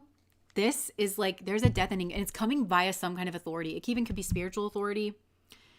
And they're confused about it. They're confused what their options are. This feels like an energy that's turning on them. But it feels like it's a spiritual energy that's turning on them. And where they feel like part of a group, I also feel like Spirit hates this group. Like Spirit loves all, but does not want this group to be together. I love you, Erica, and I love you, Monica, but y'all two cannot be together. This is kind of like the ending of Mean Girls, where it's like Regina George joins the lacrosse team, and like, everybody's got to separate out because you just bring out the worst in each other, kind of a thing. And so I feel, though, that because within this group, they all feel alone. So there could have been something revealed, like a stink bomb or something that like went off in this group. And so where they're all kind of turning on each other, or they're all looking at each other like suspicious, like, because this group all knows that each other lies in some kind of way, that they all know that they've misrepresented their words. So if they'll do it with you, they'll do it to you. And I feel that's gone on here because it's just the quality of human being that these people are. And I think it's just now starting. And it could have to do with like the law or getting in trouble, where all of a sudden somebody's like, well, I didn't say that. Or I feel like there's an authority that's coming in. That's like, and it could be a spiritual authority, and it's making all of them feel isolated. This is kind of giving like, a police detective is going to separate out Bonnie and Clyde quickly so that they can't corroborate their stories. And then it's like, you don't know what that, and you know that the other person is capable of turning on you because you know what kind of piece of shit you're dealing with. That's kind of what it is. It's like turning on them and they don't know what to do. Yeah, so they're like kind of stuck here. They don't know what to do. These people, in some way, shape, or form, are being put in a situation where they don't know what to do. They're very confused about the way that they're seen because these people are not truthful. And that's worked for them in the past because they felt in control of their deception. But it's turning on them where something has gotten out and they don't know exactly what it is. And maybe they don't know where the leak is. And it really, truly could be any one of these people. Because none of them are good people. So, yeah, so they feel like a fool. And there's some kind of sudden energy here. And they want to, they might want to trust or something. They're kind of realizing that they can't kind of traipse through life like a fool, is what I'm getting. Trusting, and like they actually have to be very aware. That's what it is. They're kind of in this situation where it's like, what you got to watch what you say around these people. But these people could be like right in their vicinity. Maybe they work with these people. Maybe this is part of their family or something. And they're kind of like, oh shit, I cannot turn my brain off for a second. I guess I can't have that second glass of wine at the family reunion because what if I say something and then it's weaponized against me? Well, they're in the middle of those kinds of people. And they know it. And they all know it about each other too. So what is this regret? There's a secret stagnancy in what?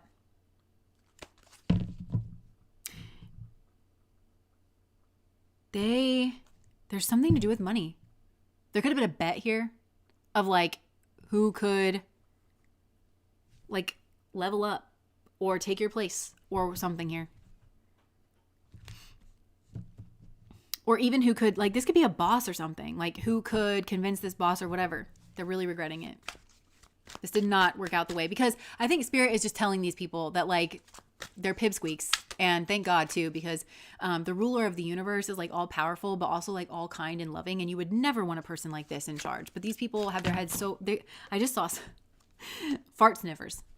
Fart sniffers. That could be, they're just like sniffing their own farts and like sniffing each other's farts. And it's like, you guys think that you should be in charge of anything? It's like Spirit does not think highly of this group of people. They want to send a message to you of a victory so that they can have victory and so that they can be seen a certain way. And I think what's terrible is that you were seen as this Queen of Cups. So you were seen as like someone who is loving and someone who is like emotionally sensitive. You were seen that way. So if these people come back and they're like, I didn't know that it was going to emotionally. Also, I just heard psychic. Some of you are psychic. You knew this was going on. So I wouldn't believe it. I wouldn't believe it as far as I could throw these people that they just didn't know that something was going to hurt you. If these people made it to adulthood and they did not know that this kind of behavior was going to hurt somebody, they should be studied. Their stupidity. It's a feat to be able to do that. With whatever these people did, it's truly a feat to make it to adulthood and to not understand the way that's clicking up kind of energy, and like that this is not a way to be, and also that it doesn't yield positive circumstances for people. It doesn't like tend to work. So truly they should be studied by a team of scientists, unless there's like a learning disability here, but I'm not really getting that. And I mean on a purely intellectual level. I wouldn't give these people this. I just heard give them an inch and they'll take a mile. Don't give them an inch. In terms of that, you know what went on here. Yeah, you're walking away from this. And I think they regret that. But it's only because these are like user kind of people. They regret not being able to use you or not being able to defeat you in some way. This just didn't go the way that they planned. That's the only reason these people have regrets. possibly some kind of like fucked up sexual energy in the past, or like party energy. Spirit is like, they are going to regret that, because that's what switched their fate up. Some kind of like party energy in the past, or some kind of treachery. There was a party where maybe you were discussed, or there was, again, some kind of sexual energy and they didn't tell you that your boyfriend was like maybe cheating with one of them or all of them, or, they didn't tell you that. And Spirit is saying that's that they're snakes. And Spirit, it changed their fate line. It changed their fortune. And I actually think this affected their money in some way and their prospects. You were the higher cup. Your friendship, your trust was the higher cup here. There's somebody is observing these people. Somebody in their life is observing them. I don't know if it's their boss or if they've observed them over quite a period of time. They've observed you leaving. And somebody is realizing that they trusted the wrong people. So it could be that there is somebody in this group. Maybe it is a man. I don't know. Somebody in this group is sorry that they recognize that they trusted the wrong people. That's what I'm getting. Somebody here does recognize that they trust the wrong people. So it could have been this boss or something. Like there's some kind of like pack of hyenas that's just jealous of you. And just look at it. Mean girls. Just mean girls. This person, somebody here is recognizing that. It feels like a King of Pentacles. I'm wondering if this is a boss, or if this is, it could potentially be a lover. Take that however it resonates. Someone who really should have been able to distinguish the qualitative difference. There's a quality difference here, and I feel like it's just apparent to anybody with eyes. It's just apparent. But a parent. It could be a parent. Somebody is like, they could have whoever realized this could have had a discussion with a parent, and a parent was like, really? Maybe a parent knows this group of people and was like, you believe that group of people? Like, I don't know. Or maybe when they became a parent, and that's another thing, they realize that they're stupid. It seems, that's kind of what it seems though. If that's the case, then it's like the way a little kid lies. And they're kind of realizing, like it's not sophisticated. I just don't feel this is sophisticated at all. Yeah, they've seen something differently here. Somebody's time has gone by too. Yeah, there was a tower moment that they know that they need to take responsibility for. So I think I'm going to leave that there. They're just sorry and sad about the way that they handled things. If this is like a boss or something, they were not presidential is the way that I want to say it. They were not a boss material. They were not, and maybe you were, and maybe they didn't have your back. That's for some of you. They didn't understand, like they know that they would hate it if people were jealous of them or they were trying to undermine like their, like insubordination, they know that they would hate it, that they would feel like, neutered or like they couldn't do what they needed to do. And that they kind of need to have people's backs there. Like it feels like that. They understand that they kind of were weaponized against you in some way. By this catty, this could also be a person that doesn't understand women or hasn't been around a lot of women. Young women, it seems like. Women as they're growing up to kind of understand the childishness, the way that female energies can be childish in some kind of way. It doesn't feel like they have quite a grasp on that. So yeah, that's what they regret. I do think there is somebody here, and it might be a boss or like a King of Pentacles, Emperor, King of Pentacles, or an Emperor is watching that King of Pentacles, which might be you. That could be King of Pentacles. Whoever they're watching could be rags to riches story, or it could be, I just heard Prince Ali, the diamond in the rough. The diamond in the rough. Maybe you got treated the same way as this group because you're all the same gender, but now they're seeing you as the King of Pentacles, which is different gender than like what I'm seeing. So they're noticing there's a huge difference between you and like this group here. Anyway, I'm going to leave that there. That was pile number 2. Probably can't even spell boss. He is a parent. My 18-year-old is wiser, a better man. Oh my gosh. My son is 12 and is sophisticated in making decisions. And that could be the kind of thing. Like maybe for some of these people when they're parents, they're like, yeah, a child is like better at this or something. I don't know. Wonder Man. King of Pentacles could be who they were sleeping with. Yeah, it could be. Henhouse effect. It's okay. I'm okay. Nice. Oh my gosh. I'm drinking ginger ale and the fizzy just like went up the back of my throat and like out my nose. Woo. Okay. That sealed it for me, the fart sniffers, and I'm gonna leave it there. Oh my gosh. I was almost like, why am I getting this? And I was like, this is gonna resonate for somebody. See, thank you so much for the super chat. CC. Okay. They're true mouth breathers. They are the true mouth breathers. Might have to be if all the gases floating around in there. I'm joking. Okay, so I'll just put this up here in case you're just joining us. We just finished pile number 2, which is the flame, and we're moving on to pile number 3, which is the cave. And while you're looking at that, I'm gonna compassion us. Compassion, compassion, compassion. Okay.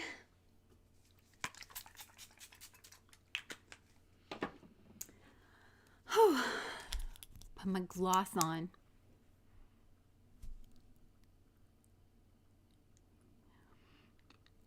Fart Sniffers is my favorite episode of South Park. Who knew that that was going to resonate with so many people in different ways?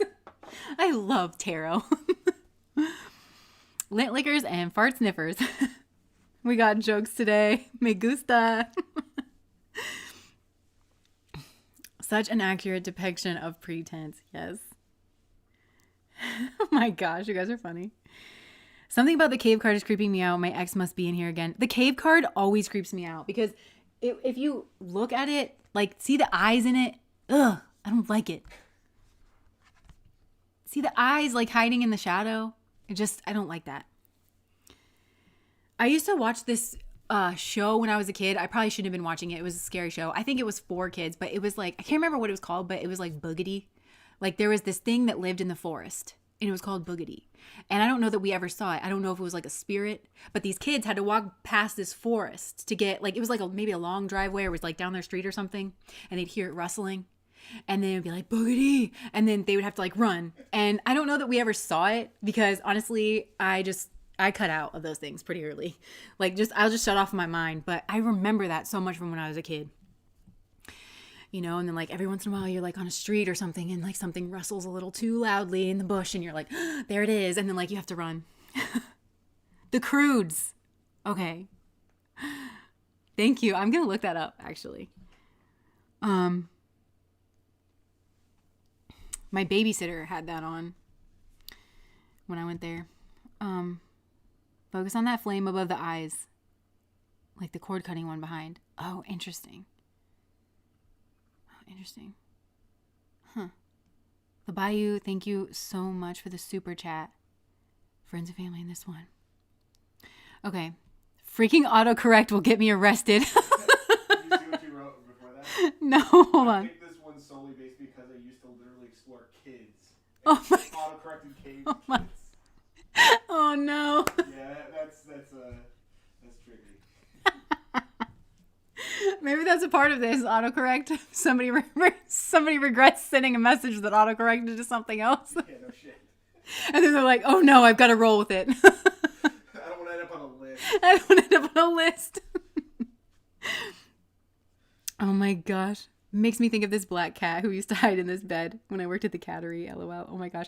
I saw this TikTok and it was under a couch, you know, like that black piece of fabric that they'll put under there. And there was a hole in it. And like there was a cat like moving around, but you didn't know what it was. And somebody just held up like a little treat. And then all of a sudden this black cat emerges and they were just like feeding the void. It was cute. Okay. So shall we? Bunny Butt is getting ready for a close-up. She sure is back there. Okay. Pile number 3, the cave. The creepy cave. Okay. What is this person? I just heard resent. What does this person resent? The reading is what do they regret? But what does this person resent? There's some resentfulness here.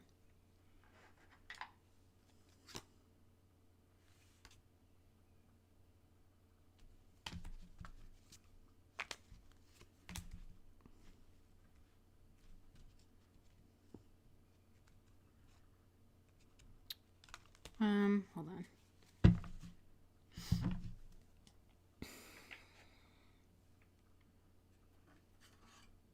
Oh my gosh, devil energy. I feel like there's something sexual here.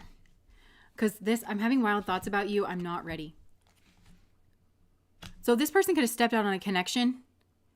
Commitment phobe. I'm hearing commitment phobe. So like, I don't know if you were in a relationship with somebody and then I actually think that this is weird. I think that this person's like commitment phobia is what actually triggered them to step out on a connection. I don't really think that they were attracted to somebody here, like in an overwhelming fashion or anything like that. It's like self-sabotage. Because I think this person was like, and I don't know what stage you were at in your relationship, because you could have been like just about to get married, and then this person like cheated on you like right before the wedding, or you could have been in a relationship, or you guys were getting ready to have that talk, or even like courtship where this person was like, oh no, this one's different, and then they panicked, they like freaked out, and then look like being kind of like dragged in here. That's for some of you. Oh my gosh, and then they went in the cave and they lost their self-esteem is what I'm getting. Something about this like lost their self-esteem, or there's something here about like low self-esteem.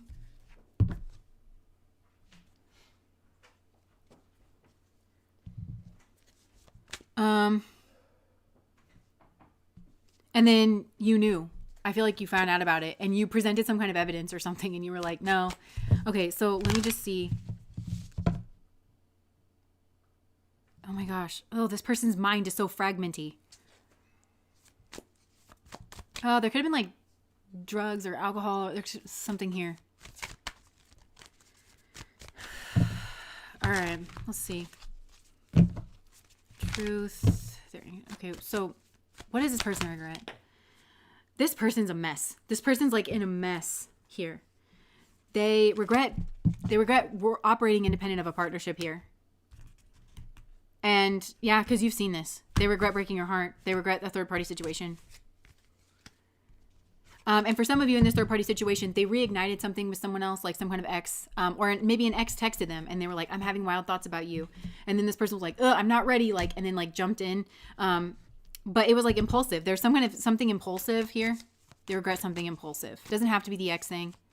They should have made a firm decision about this person. I just heard a long time ago, or like in the past, where they had made a firm decision about this person and they didn't like actually, they didn't wrap it up. That's another thing. They didn't wrap it up. They regret not wrapping it up in more ways than one. Like they should have ended this really. I feel like you guys get what I'm trying to say. If not, then it's not for you. So anyways, yeah. And the truth, I just heard it when the roof caved in and the truth came out. I just didn't know what to do. Yeah. Dang. So,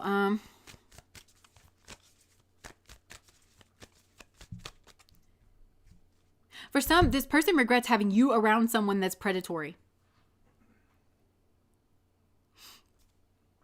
This is fragmented, this one. And I think it's like somebody here's thoughts are like very fragmented. For some of you though, I feel like somebody here regrets having you around somebody that was predatory.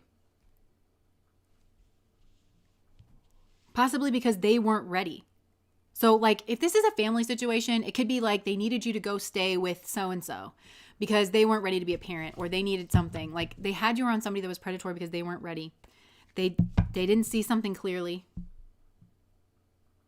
They saw something, but they didn't see something clearly. They regret an argument, not having an argument with someone, not telling this devil where to go. So for some of you, it's like, Tasha, thank you so much for the super chat. For some, I feel like this is like a 1-2 punch where it's like this person wasn't ready. They jumped in with somebody else and they regret cheating on you. But then they had you up and around, or they could see. I feel like somebody here could see a predatory energy and they feel like maybe they led you right to it or pushed you into it. And it could be like not necessarily intentionally, because I feel like there's something about this person wasn't really coherent, or they really weren't thinking about what they were doing. And that for some of you, there's a fragment, because I'm seeing like the 5 of Wands in this deck, which is like this kind of fragmented energy. And they were fragmented, and it was maybe because they had too much going on internally, like I'm not ready, and they were chasing sticks is what I'm getting, like just kind of chasing sticks. They really regret this, and I think there's somebody here they really should have punched in the face, told what for, made an accusation of, gone in for the jugular. They really should have gone for this person. They should have been the one to do it, because I'm seeing with this Son of Swords, which is the Knight of Swords, I'm seeing that like the sword here going straight like here, like right into somebody's throat.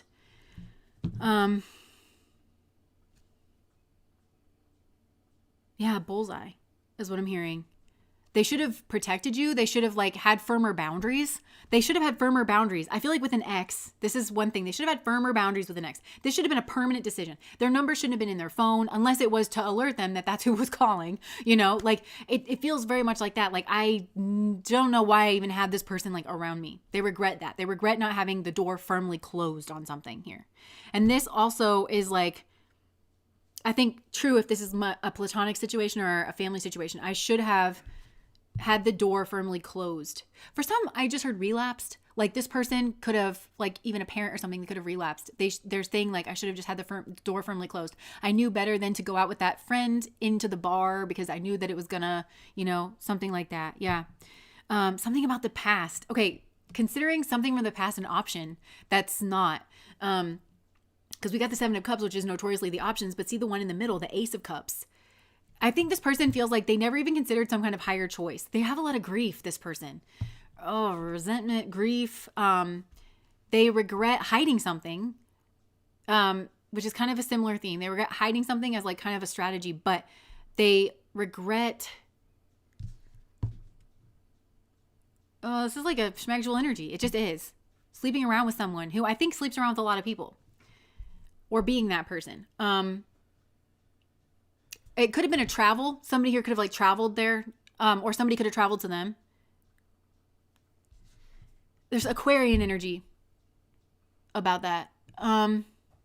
This person, they shouldn't have gone back to something in their past. They should have started some kind of like new beginning is kind of what I'm getting. And they kept a secret for somebody maybe.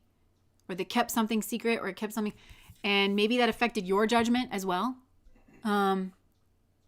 You were confused in part because of their behavior. This could also be somebody co-signing. Like, you know, this is if a parent or a guardian, somebody that you trust, is up and around somebody. As a kid, you think that person's okay or something. It feels like that. It doesn't have to be the kid thing. This even could be a romantic partner. Like I was hanging out with that person, so you thought that they were okay. Nobody was signaling that this person was not fine to be around. And so it would make sense that new people coming into the situation they think that they're fine. They think that their friends wouldn't hang out with people who are rotten, and they should be able to be right about that kind of a thing. They hid the truth about some kind of like past situation. Yeah. Something could have caused an argument within a family. Or they could have started a family. Feels there's a distance here. Like somebody might not live in the same area that they do. I don't know if this is you, but I think it's somebody maybe that they hooked up with or like. Yes, there's some kind of like distance here. I think it has to do with location. There's something to do with the location. And this feels big actually in this person's life of where do they set up shop or something, like where there's like a karmic location here. And a soulmate location, it feels like this person was like run up on. There was some kind of impulsive energy, and then this person all of a sudden was like trapped. And I think it was like, maybe it's a baby trap for some of you, because remember I said they didn't wrap it up. Yeah, there's some kind of like fragment, again, like some kind of, it's severed something. Something here was like severed. They should have severed something with someone from their past. It could even be that like somebody was like sent to lure this person back, like a brother or a friend or something. Something like was done in darkness. I just heard what was done in darkness will come to the light.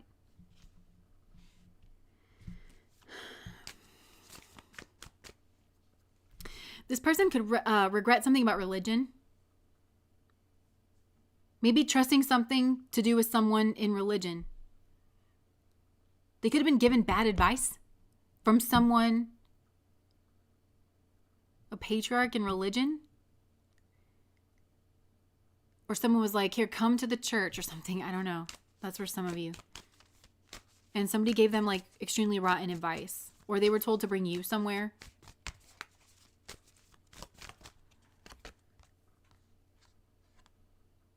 They regret a new beginning. In secret, maybe. With family even? Possibly with family. There's a lot. Just take what resonates with this one, okay? Because whoever this is, it's like they're very fragmented. I think it made you question something here. You got sucked into like a riddle. I think there's a mastermind in this one. There's some type of mastermind in this one. And they're very hidden, whoever it is. I don't know that there's something.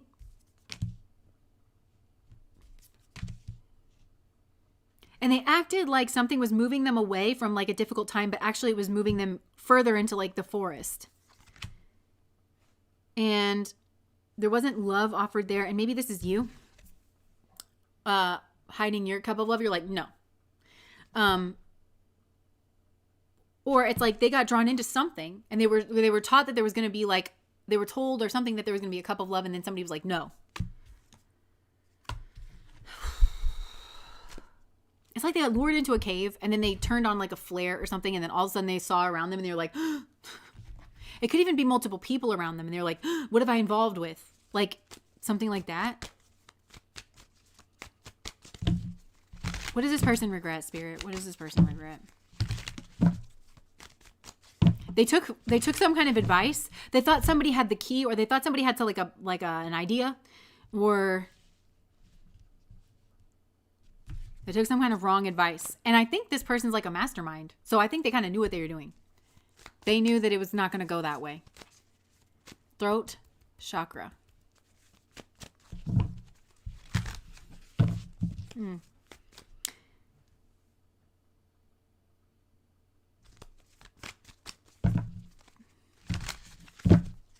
I think this person regrets not waiting for a better idea to strike them. Like instead of taking someone's advice here, they regret not waiting and seeing what they thought about something. What does this person regret? They regret a new beginning. That keeps coming through. They regret some kind of new beginning. And it's with a mastermind. Somebody that was like, they view this person very negatively and creepy. In this like creepy, eerie, threatening kind of way, that boogity.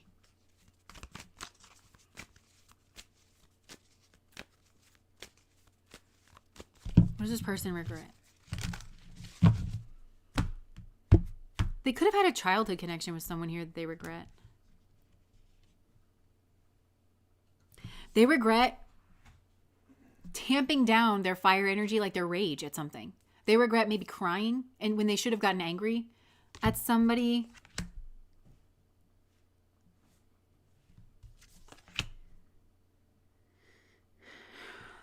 There's a real predatory energy that's coming through, and it doesn't feel like it's coming from this person. It feels like it's coming from somebody around you, somebody that they involved with. They didn't have a conversation either with this person in the way that they ought to have done, or with the right person, or they didn't have a conversation that they should have had with an authority, with this person who's predatory, with you, in the way that they should have done.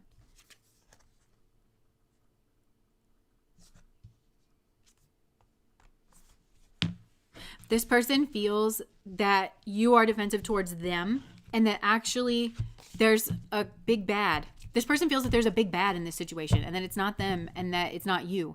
And now, but you associate them with this bad person, and they understand why you do, because they know that they've involved with it, and they know that they knew better. It's not that they should have known better. They know that they knew better, but something here was like very fragmented. They do feel that they trusted the wrong person, somebody that did present themselves as like noble or defensive or protective. And that was a betrayal. Or maybe they thought they were being noble for entertaining this person, but it was a betrayal. This is a karmic. Not necessarily this person. This is like your person's karmic. Somebody here that they're like asking about. Somebody is really poisonous. And they got caught in this person's like trap, or got caught in this person's web. This person may have something on a material level that makes them seem legit, or that makes them seem... What does this person regret? I need a different deck. I mean, the devil is just really coming through. This feels actually scary. Look, messages. More messages. Reach out to me, please. It could have been that this person like got a message and it was like, reach out to me, please. And then this person did. I have a secret.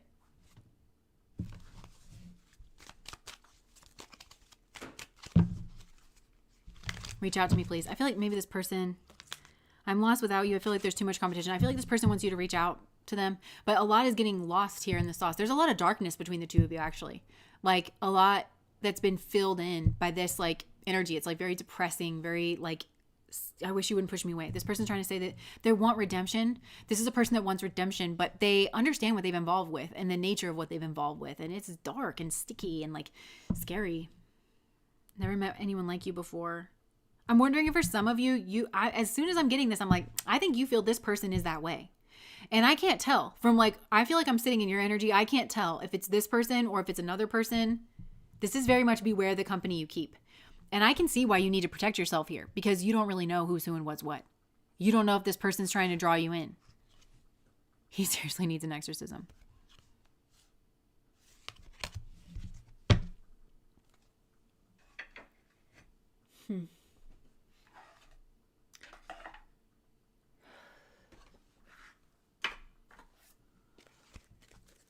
What does this person regret? See, I'm like, they regret confusing you. And I feel frustrated and confused and bewildered. I don't know. They regret putting you in that position. They don't want you to see them though. This person, this is weird because this person feels like they wouldn't be exonerated for them coming out into the light. Even though this person, it's because of what they've involved with and because of who they involved with and because they did know better. I judge people by the friends that they keep. Yeah, because I feel like there's something about that coming through where it's like, if you're on the fence about a person and you're like, my intuition is kind of telling me that you are different, but here's who you're hanging out with, and you're not making any attempt to separate yourself from these people or to distinguish yourself in any way. You're going to just err on the side of caution, I think. And that's good. I think you should do that. I think I don't like this energy at all. This is not an energy to play with or to like make light of. And I think you know that. I wouldn't put my guard down here, but this person feels like they want to exonerate themselves. But even in coming towards you or coming into the light and being honest about what's happened here and telling you the way that they kind of fell into things and like none of that excuses their behavior. That's the least of it's like they still don't look innocent. None of it exonerates them. None of it exonerates them is kind of what I'm getting. So they have thief. Stealing money, creative ideas, affection, or other powers you think you lack. Sheds light on the potential wealth within you that can never be stolen. I feel like that's what this situation has done for you. Is like, this is the energy here. This person's been involved in something. Maybe even criminal for some of these people.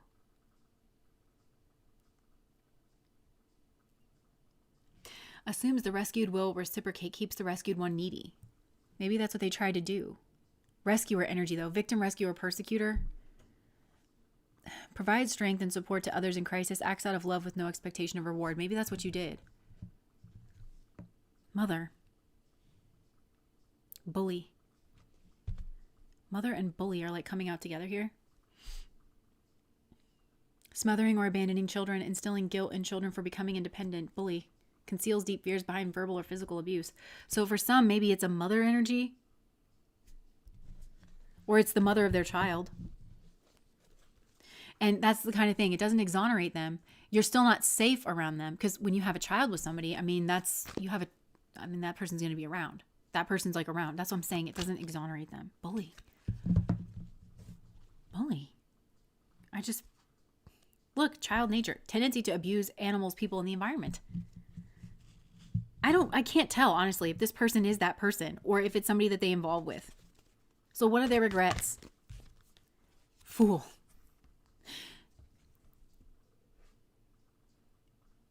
Using humor to wound rather than liberate, and a denial of your emotional truth. This person has denied their emotional truth. They felt something was off with this person. They felt something was creepy or like weird. They wish that they had revealed their emotion. Maybe they watched you get tricked or something or like lured into something. And this person like should have revealed their emotion and that would have kept you safe. Or that would have started an argument or revealed something. You know what? If this is somebody from a different pile, like if you're feeling overlap, there was one of the piles and I can't remember which one it is. And I think it was pile number 1. But it was where they thought that an argument was going to cause some kind of like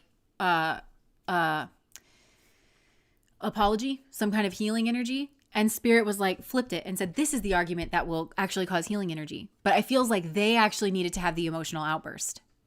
They needed to reveal some kind of emotion, like whether that was anger, or whether they needed to cry in front of something. And that is actually what would have sparked the that healthy, but this person just couldn't do it because this person's too like prideful is what I'm getting. Angel. This person thinks you're an angel. I just heard, girl, you're my angel. You're my darling. Oh my gosh. So when I did that, there's every once in a while, and I see this on other tarot readers videos too, but like every once in a while, someone's in the comment that's like, oh my God, I hate it when you sing. And like, I know that I'm not freaking Adele. Okay. I understand that.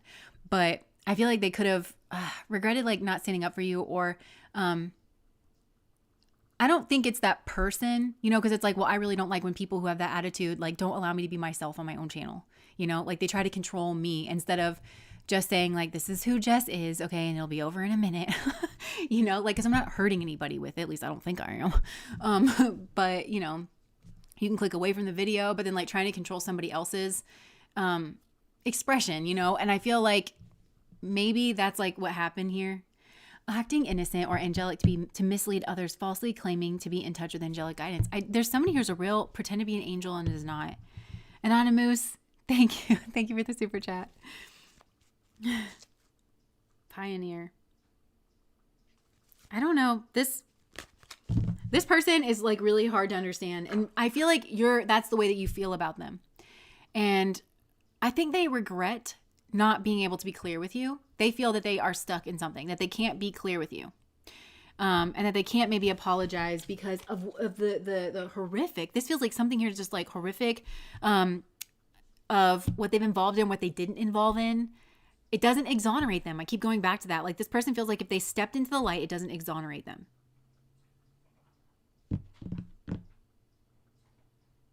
And maybe it makes them look like a mastermind. There's confusion here. I feel like this person had a lot of bad luck. They've had like an extensive amount, like, because with this broken mirrors, whenever I go for this one, I always kind of think 7 years bad luck.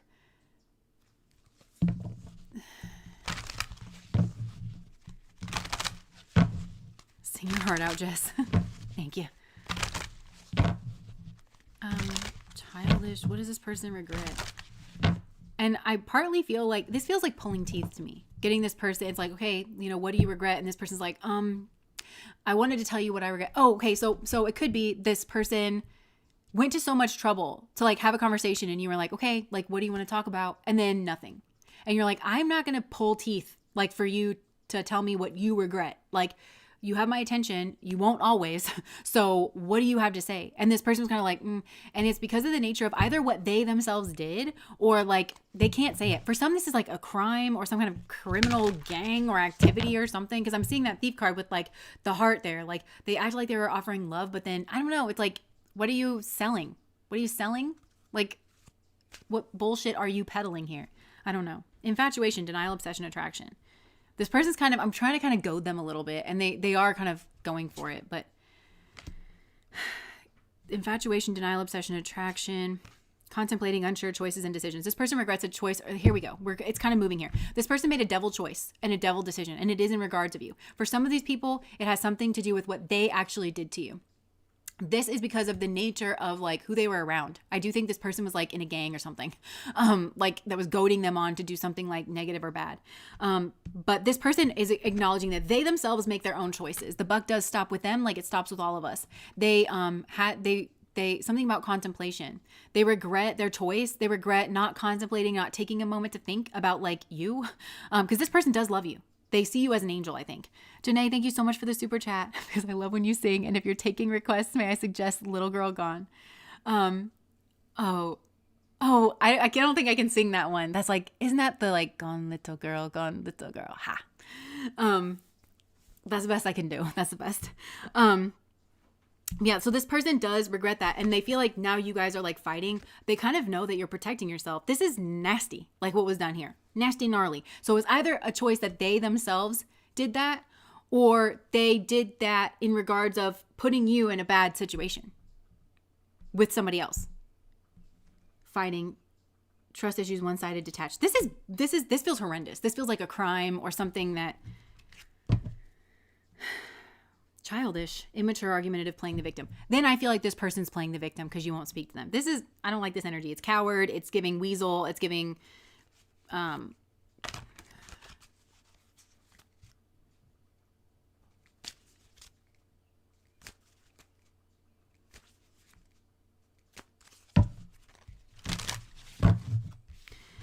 I feel like there's a lot of different ones in this pile. Remember, I think we were saying that about pile number 1. There's like a lot of different situations I think are coming through in this pile. Sing the pit. You fell into the pit. Alex is like traumatized by that. I sing that song so much. Yeah, controversy, drama, scandal, truth coming out. I think they regret that a truth is coming out about them or about their, so a truth is coming out here. And it's, again, making them contemplate what they should do. This person is not brave. And they're also not truthful. Unfaithful, love triangle, the ex. It could be that their ex is coming forward with some kind of accusation or something. Unknown caller, stalking, hanging up, unknown numbers. Maybe this person is trying to call you from unknown numbers. Inferno. This person is in an inferno. So the karma's hitting with this pile too. I kind of don't like this energy and I don't think I want to stay here anymore. Ew, this person, just be careful with this person. Unsure about like new love options back on the market. Ew. This is like leaking out in a way that I don't really have the patience for. And I don't really appreciate this. To me, it feels disrespectful. Still, the way that this person is like approaching this question, because they're shitty and they know it. This is the pile that's done like the worst dastardly deeds of all. And they're not being like forthcoming. So they could be saying that like, oh, well, I like had this ex. I didn't know if I was back on the market. Or maybe you got out of a relationship and they weren't sure if you were back on the market. So they're trying to give that as an excuse of what it is that they did. Or they're like, well, I broke up with my girlfriend or my boyfriend. And then I wasn't sure. No. This person is like, you know what? This is a controlling person too. And they, because I'm kind of picturing them like sat back. They're trying to still control their image in like the situation where it's like, what is it? Like, I'm not going to beg for answers or anything. Like it seems like you've already made up your mind about this person and they know it.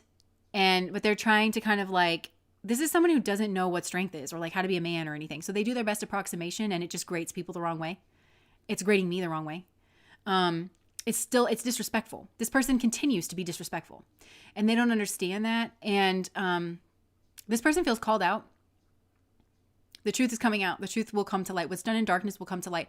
Something is starting to unravel and it could be that an ex has said something to the wrong person. I feel like I don't like this person at all. Like this person actively offends me. Like I wouldn't be around this person. I don't care about a past situation. Their energy is terrible. This person's energy is terrible. Still drags it on. Did this for 2 years. Yes. Please get out of it. Yeah, I'm getting out of it. And good riddance to this person. Okay. Oh, and this is a great segue because moving into the general messages after this, I was kind of thinking, okay, so I've been reading this book, Why Does He Do That? And then I hit this chapter where he describes like a little blurb about each of the like types of abusers that he has come across. This Lundy Bancroft, who's the author here, I'm pretty sure he's a psychotherapist, but he worked for over 30 years with groups, like kind of, I think court-ordered groups, but he had like there's a lot of court-ordered people in his groups, but he had like abuser groups, where he worked with abusers. And so he starts off the book by saying, like, when I first started this, I didn't know any more about like abusers than anybody else did. Like he had, I think, a background in psychology, but and so was kind of throwing the CBT, like towards the abusers. But in his experience, he's like started to understand how they tick, how they work, how they maneuver. And that's where his hypothesis for his theory, because this is like a very well developed theory, which theory in science is as close as you can get as fact. So it's about like how abusers kind of operate. And he says abuse is a mentality. It's not like necessarily an emotional wound, although they found, research has shown that abusers with an emotional wound from their childhood are much more likely to be severe abusers. So they do really heinous stuff, like maybe pile number 3, maybe that. Yeah, but I wanted to kind of do that, like read this little section here where he talks about, I think there's like 13 different kinds of abusers that he's like outlined. And I just thought that it was really interesting and helpful. And he also says that these are the 13 that he has mapped out. And it doesn't mean like that's the extent of it, because he's like, there could always be one that I like haven't seen. And he also describes that whoever like an abuser is towards you, they might fit neatly into one of these categories, but they also might not. You might find like a blend of traits like from different ones. So, okay. The types of abusive men. Okay, the types of abusive men.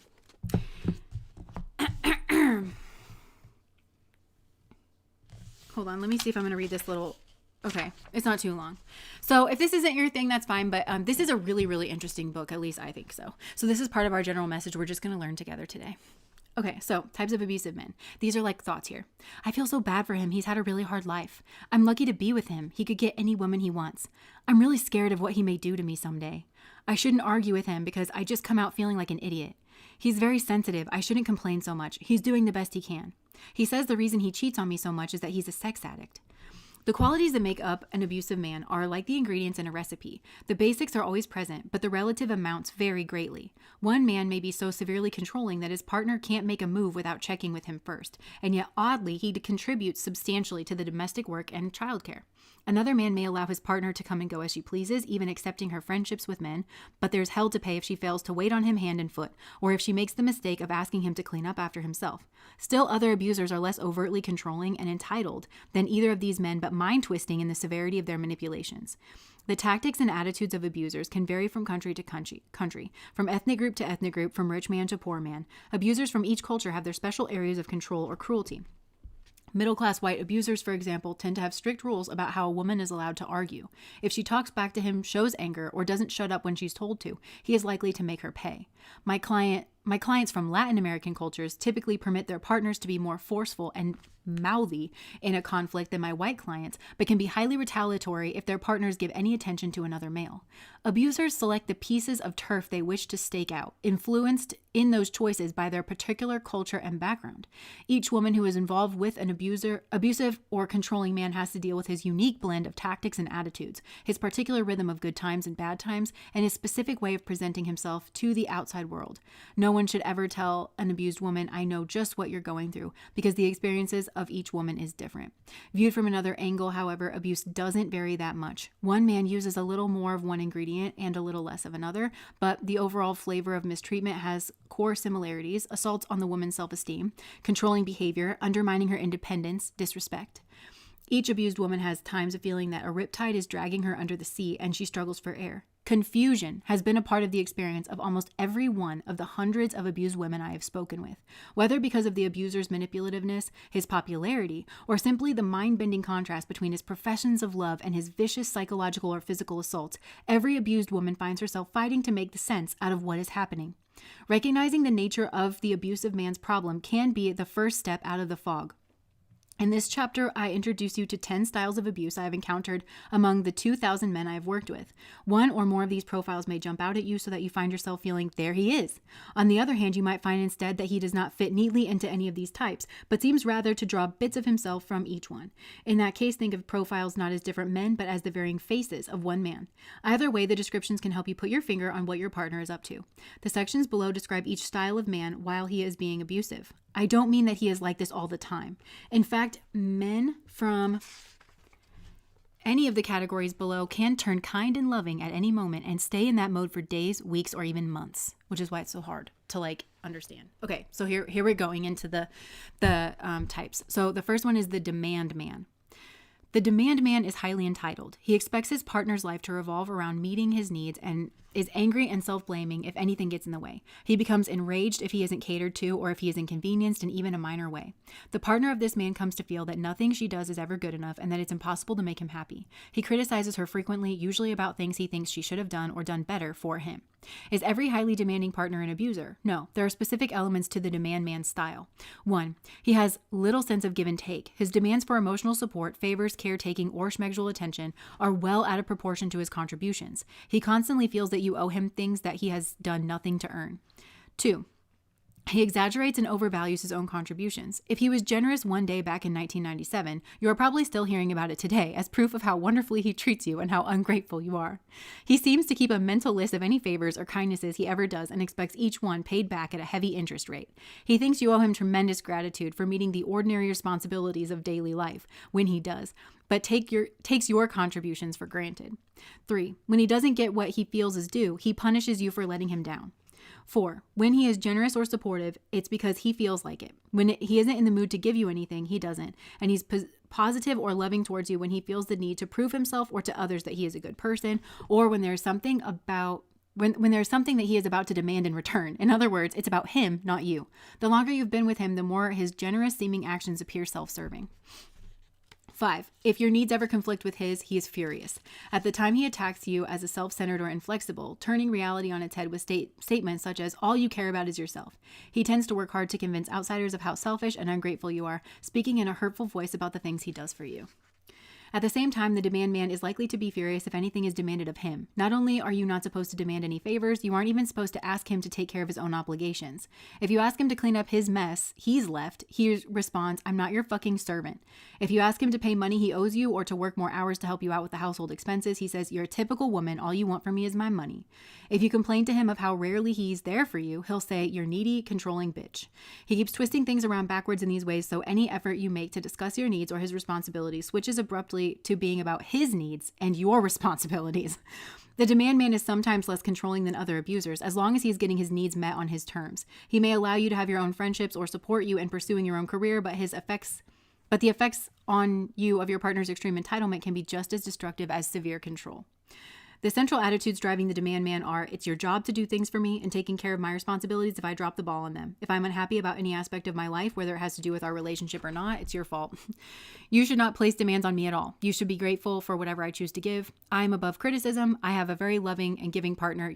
I'm a very loving and giving partner. You're lucky to have me. Okay.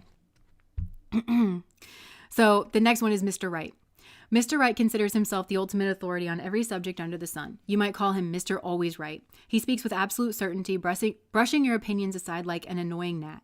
He seems to see the world as a huge classroom in which he is the teacher and you are his student. He finds little value in your thoughts or insights, so he seeks to empty out your head and fill it up with his jewels of brilliance. When Mr. Right sits in one of my groups for abusive men, he often speaks of his partner as if she were in danger from her own idiocy and he needs to save her from herself. Mr. Right has difficulty speaking to his partner or about her without a ring of condescension in his voice, and in a conflict, his arrogance gets even worse. Mr. Right's superiority is a convenient way for him to get what he wants. When he and his partner are arguing about their conflicting desires, he turns into a clash between right and wrong or between intelligence and stupidity. He ridicules and discredits her perspective so he can escape dealing with it. Here is a conversation I had with a Mr. Right with whom I worked in one of my abuser groups. Bancroft, which is the author. Pat, do you have any abusive behaviors to report from this past week? Pat, well, I did yell at Gwen once and call her a bitch. We were fighting about money as usual. Bancroft, what was Gwen's perspective in the argument? Pat, she thinks money grows on trees. Bancroft, Gwen said that money grows on trees? Pat, well, no, not just like that, but that's how she acts. Bancroft, let's try again. What was she saying in the argument? Pat, she thinks we have enough money to get both of our children a whole new set of clothes, but we just bought all new stuff for them only a few weeks ago, and we just don't have it in the bank right now. Bancroft, does Gwen agree that the last round of shopping was only a few weeks ago? Pat, no, she said it was 4 months ago, at the beginning of the summer, which is a crock. I can remember that the summer was more than half over. Bancroft, so her memory is different from yours. Did she say why she thinks it was earlier? Pat, of course not. Well, maybe she said something about how she remembers she paid the credit card bill for those clothes while the children were still in school, but she's wrong. Bancroft, now that you said that the money simply isn't there, Gwen obviously thinks different. Where does she think the money should come from? Pat, I already told you, she wants me to be a magician who can just make it appear. Bancroft, but she must be making points about it, so what was she saying? Pat, oh, I don't know. She says we should sell our car and get a shitbox, which would just end up costing us more in the long run, plus I don't want to deal with it. Bancroft, what do you drive now? Pat, a Saab.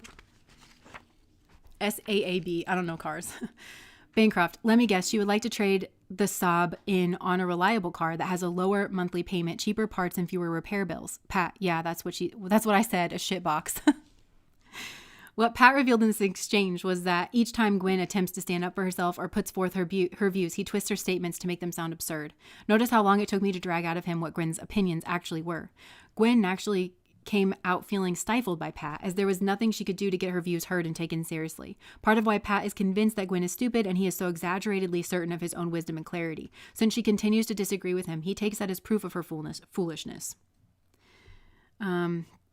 Central, I'm not going to read all of this because we have like more to get through, and I don't want this to take too long. Okay, so the central attitudes driving Mr. Right are: you should be in awe of my intelligence and should look up to me intellectually. I know better than you do, even about what's good for you. Your opinions aren't worth listening to or carefully taking seriously. The fact that you sometimes disagree with me shows how sloppy your thinking is. If you would just accept that I know what's right, our relationship would go much better. Your own life would go better too. When you disagree with me about something, no matter how respectfully or meekly, that's mistreatment of me. If I put you down for long enough, someday you'll see. Sob is expensive. Okay, that's what I thought. Okay, so the next type of abuser is the water torturer. The water torturer's style proves... Oh, the Bayou, thank you so much for the super chat. Thank you for reading that, Mr. Wright.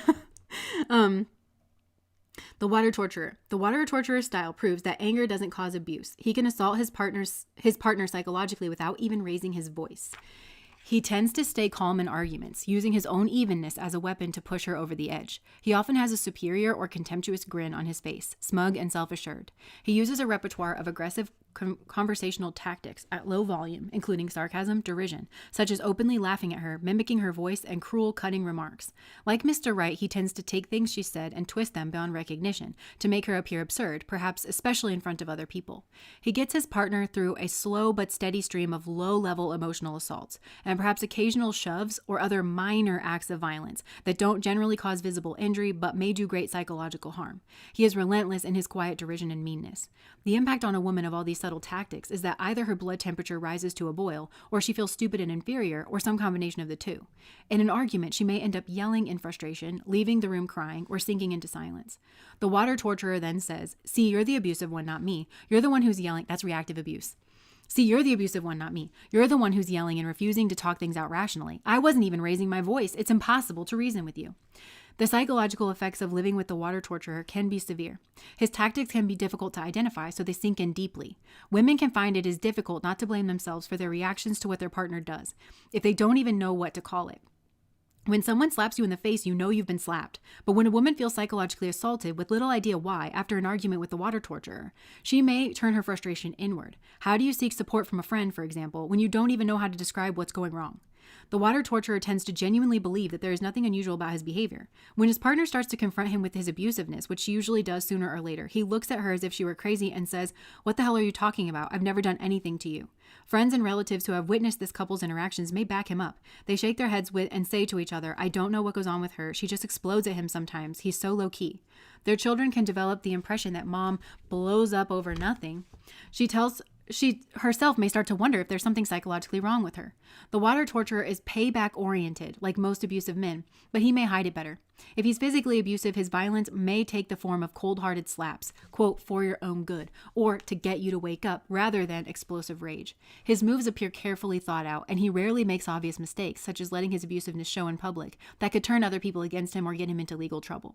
If you're involved with a water torturer, you may struggle for years trying to figure out what is happening. You may feel that you overreact to his behavior and that he really isn't so bad, but the effects of his control and contempt have crept up on you over the years. If you finally leave him, you may experience an intense period of delayed rage as you become conscious of how quietly but deathly oppressive he was. The style of man rarely lasts long in an abuser program unless he has a court order. He is so accustomed to having complete success with his tactics that he can't tolerate an environment where the counselors recognize and name his maneuvers and don't let him get away with them. He tends to rapidly decide that his group leaders are crazy as his partner and heads for the door.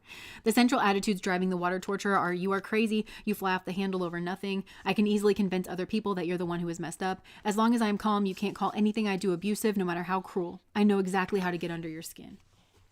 I think I'm going to stop there for today because there's like a lot of them, and I think we'll just keep doing this because there's so many of them and it would take forever. So we'll start next time with the drill sergeant.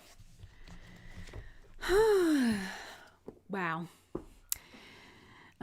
13 years to be exact. God, they're the worst. The fact that this book has been out, sincerely trying to make a difference and help people while most people don't have any idea it actually exists. This could have saved years of pain 20 years ago and since. I agree, because this book is 20 years old and it has, I think, become the best-selling book in its genre, like over that time period. But the author talks about how it didn't really make a splash in the beginning, like he hoped, but that it is, it's becoming, oh wait, it's now a New York Times bestseller.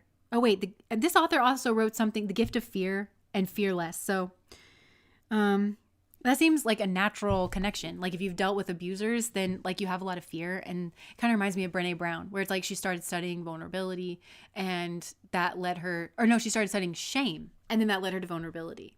And he studied abuse and control, which led him to understanding fear. So that's just interesting. I kind of want to look into that because I have a lot of fear as a person. We have to end it collectively. I think I know what the drill, Sergeant. 3 decades here. Oh, I'm so sorry. I know he said that's like the most abusive one. Like that one is almost certain to be physically violent. Very insightful, funny too. Where can I get? We have a link. I got this on Amazon and it was on sale. Alex, do we still have the link? For what? For this book. Why does he do that? I can provide it. Alex can drop the link. And I get like a few cents if you buy it from my link. If you click on my link, it's literally like, it's under like 25 cents, I want to say, but every little bit helps. So what is the book? Alex is going to drop the link all together now. Years ago was more you made your bed and you lay in it. Yeah. It's so crazy how like, when you look at the way that things were set up, it's so hard. It would be so hard to get out of it, you know, because you would have gotten into a marriage like when you were 18. I know a lot of people that are older that they turned 18, they graduated, and then like they got married, you know, and you wouldn't have any idea what you were getting into.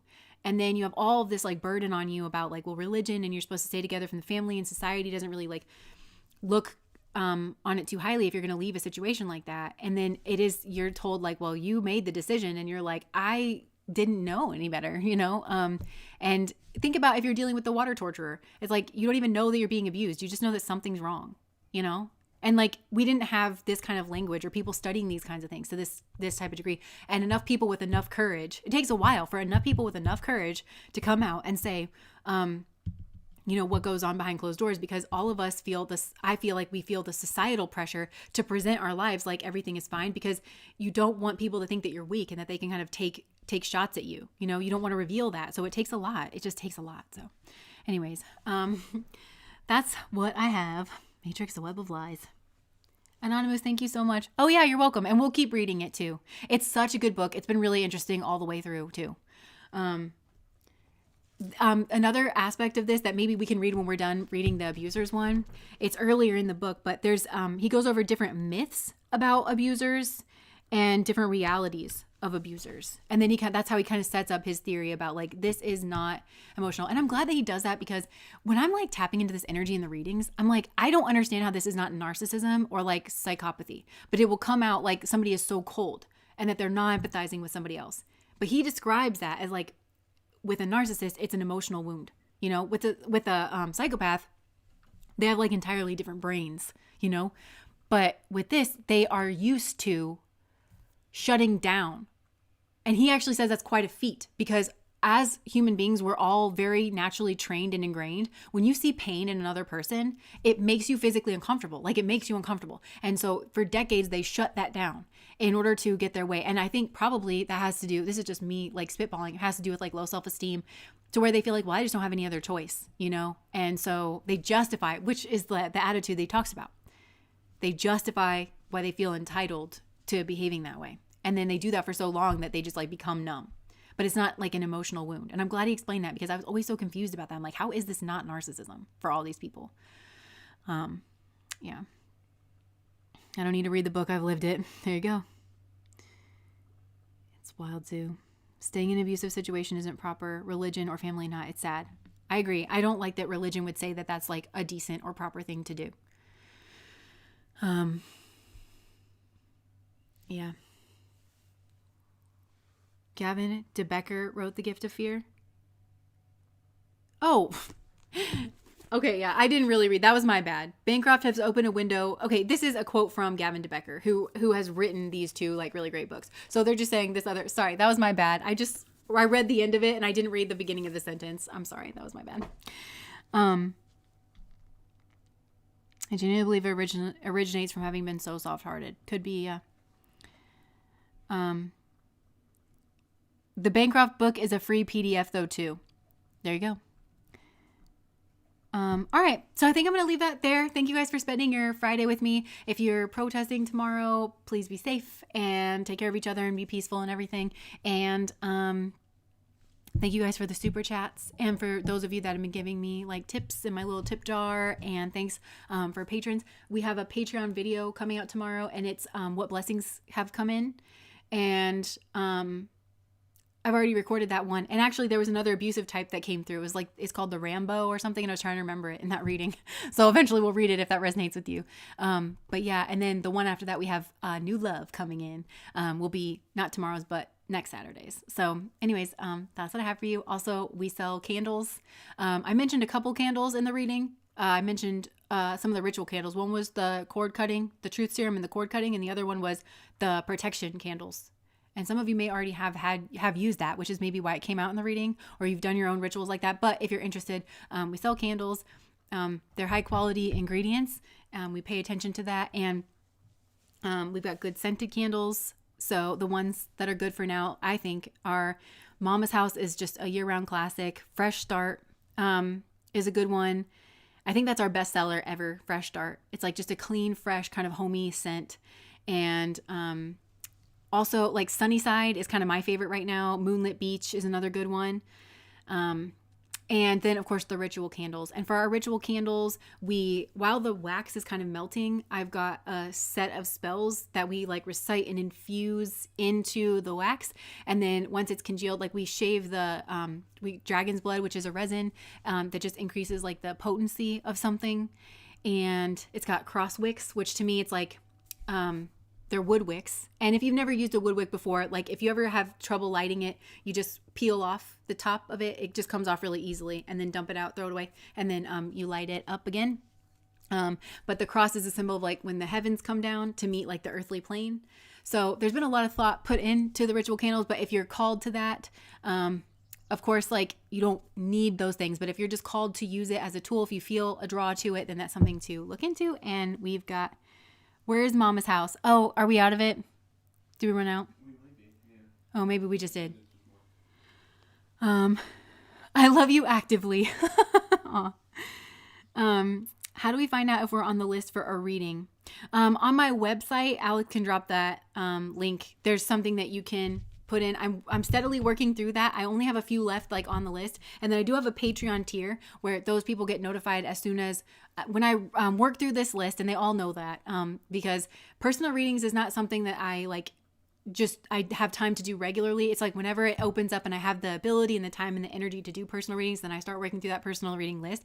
And so I do have, it's like a $20 tier. It's the highest tier. So when I work through the list and they're all aware that I am working through the list, then I will let that group always know first whenever I have openings. And then in theory, I'll be able to open that up to other people and like the rest of my patrons. And yeah, so... Okay, Alex is going to make sure we have more Mama's House. Mama's House is so good. Alex's mom has that one. And we were just over there like a couple weeks ago. And I was like, what smells so good? And it was literally Mama's House. She had that burning. And I was like, it smells so good in here. Yay. All right. Oh my goodness. Okay, so anyways, that's what I have. I'm going to get off of here, and all the best to you guys. And I will see you when I see you. Bye.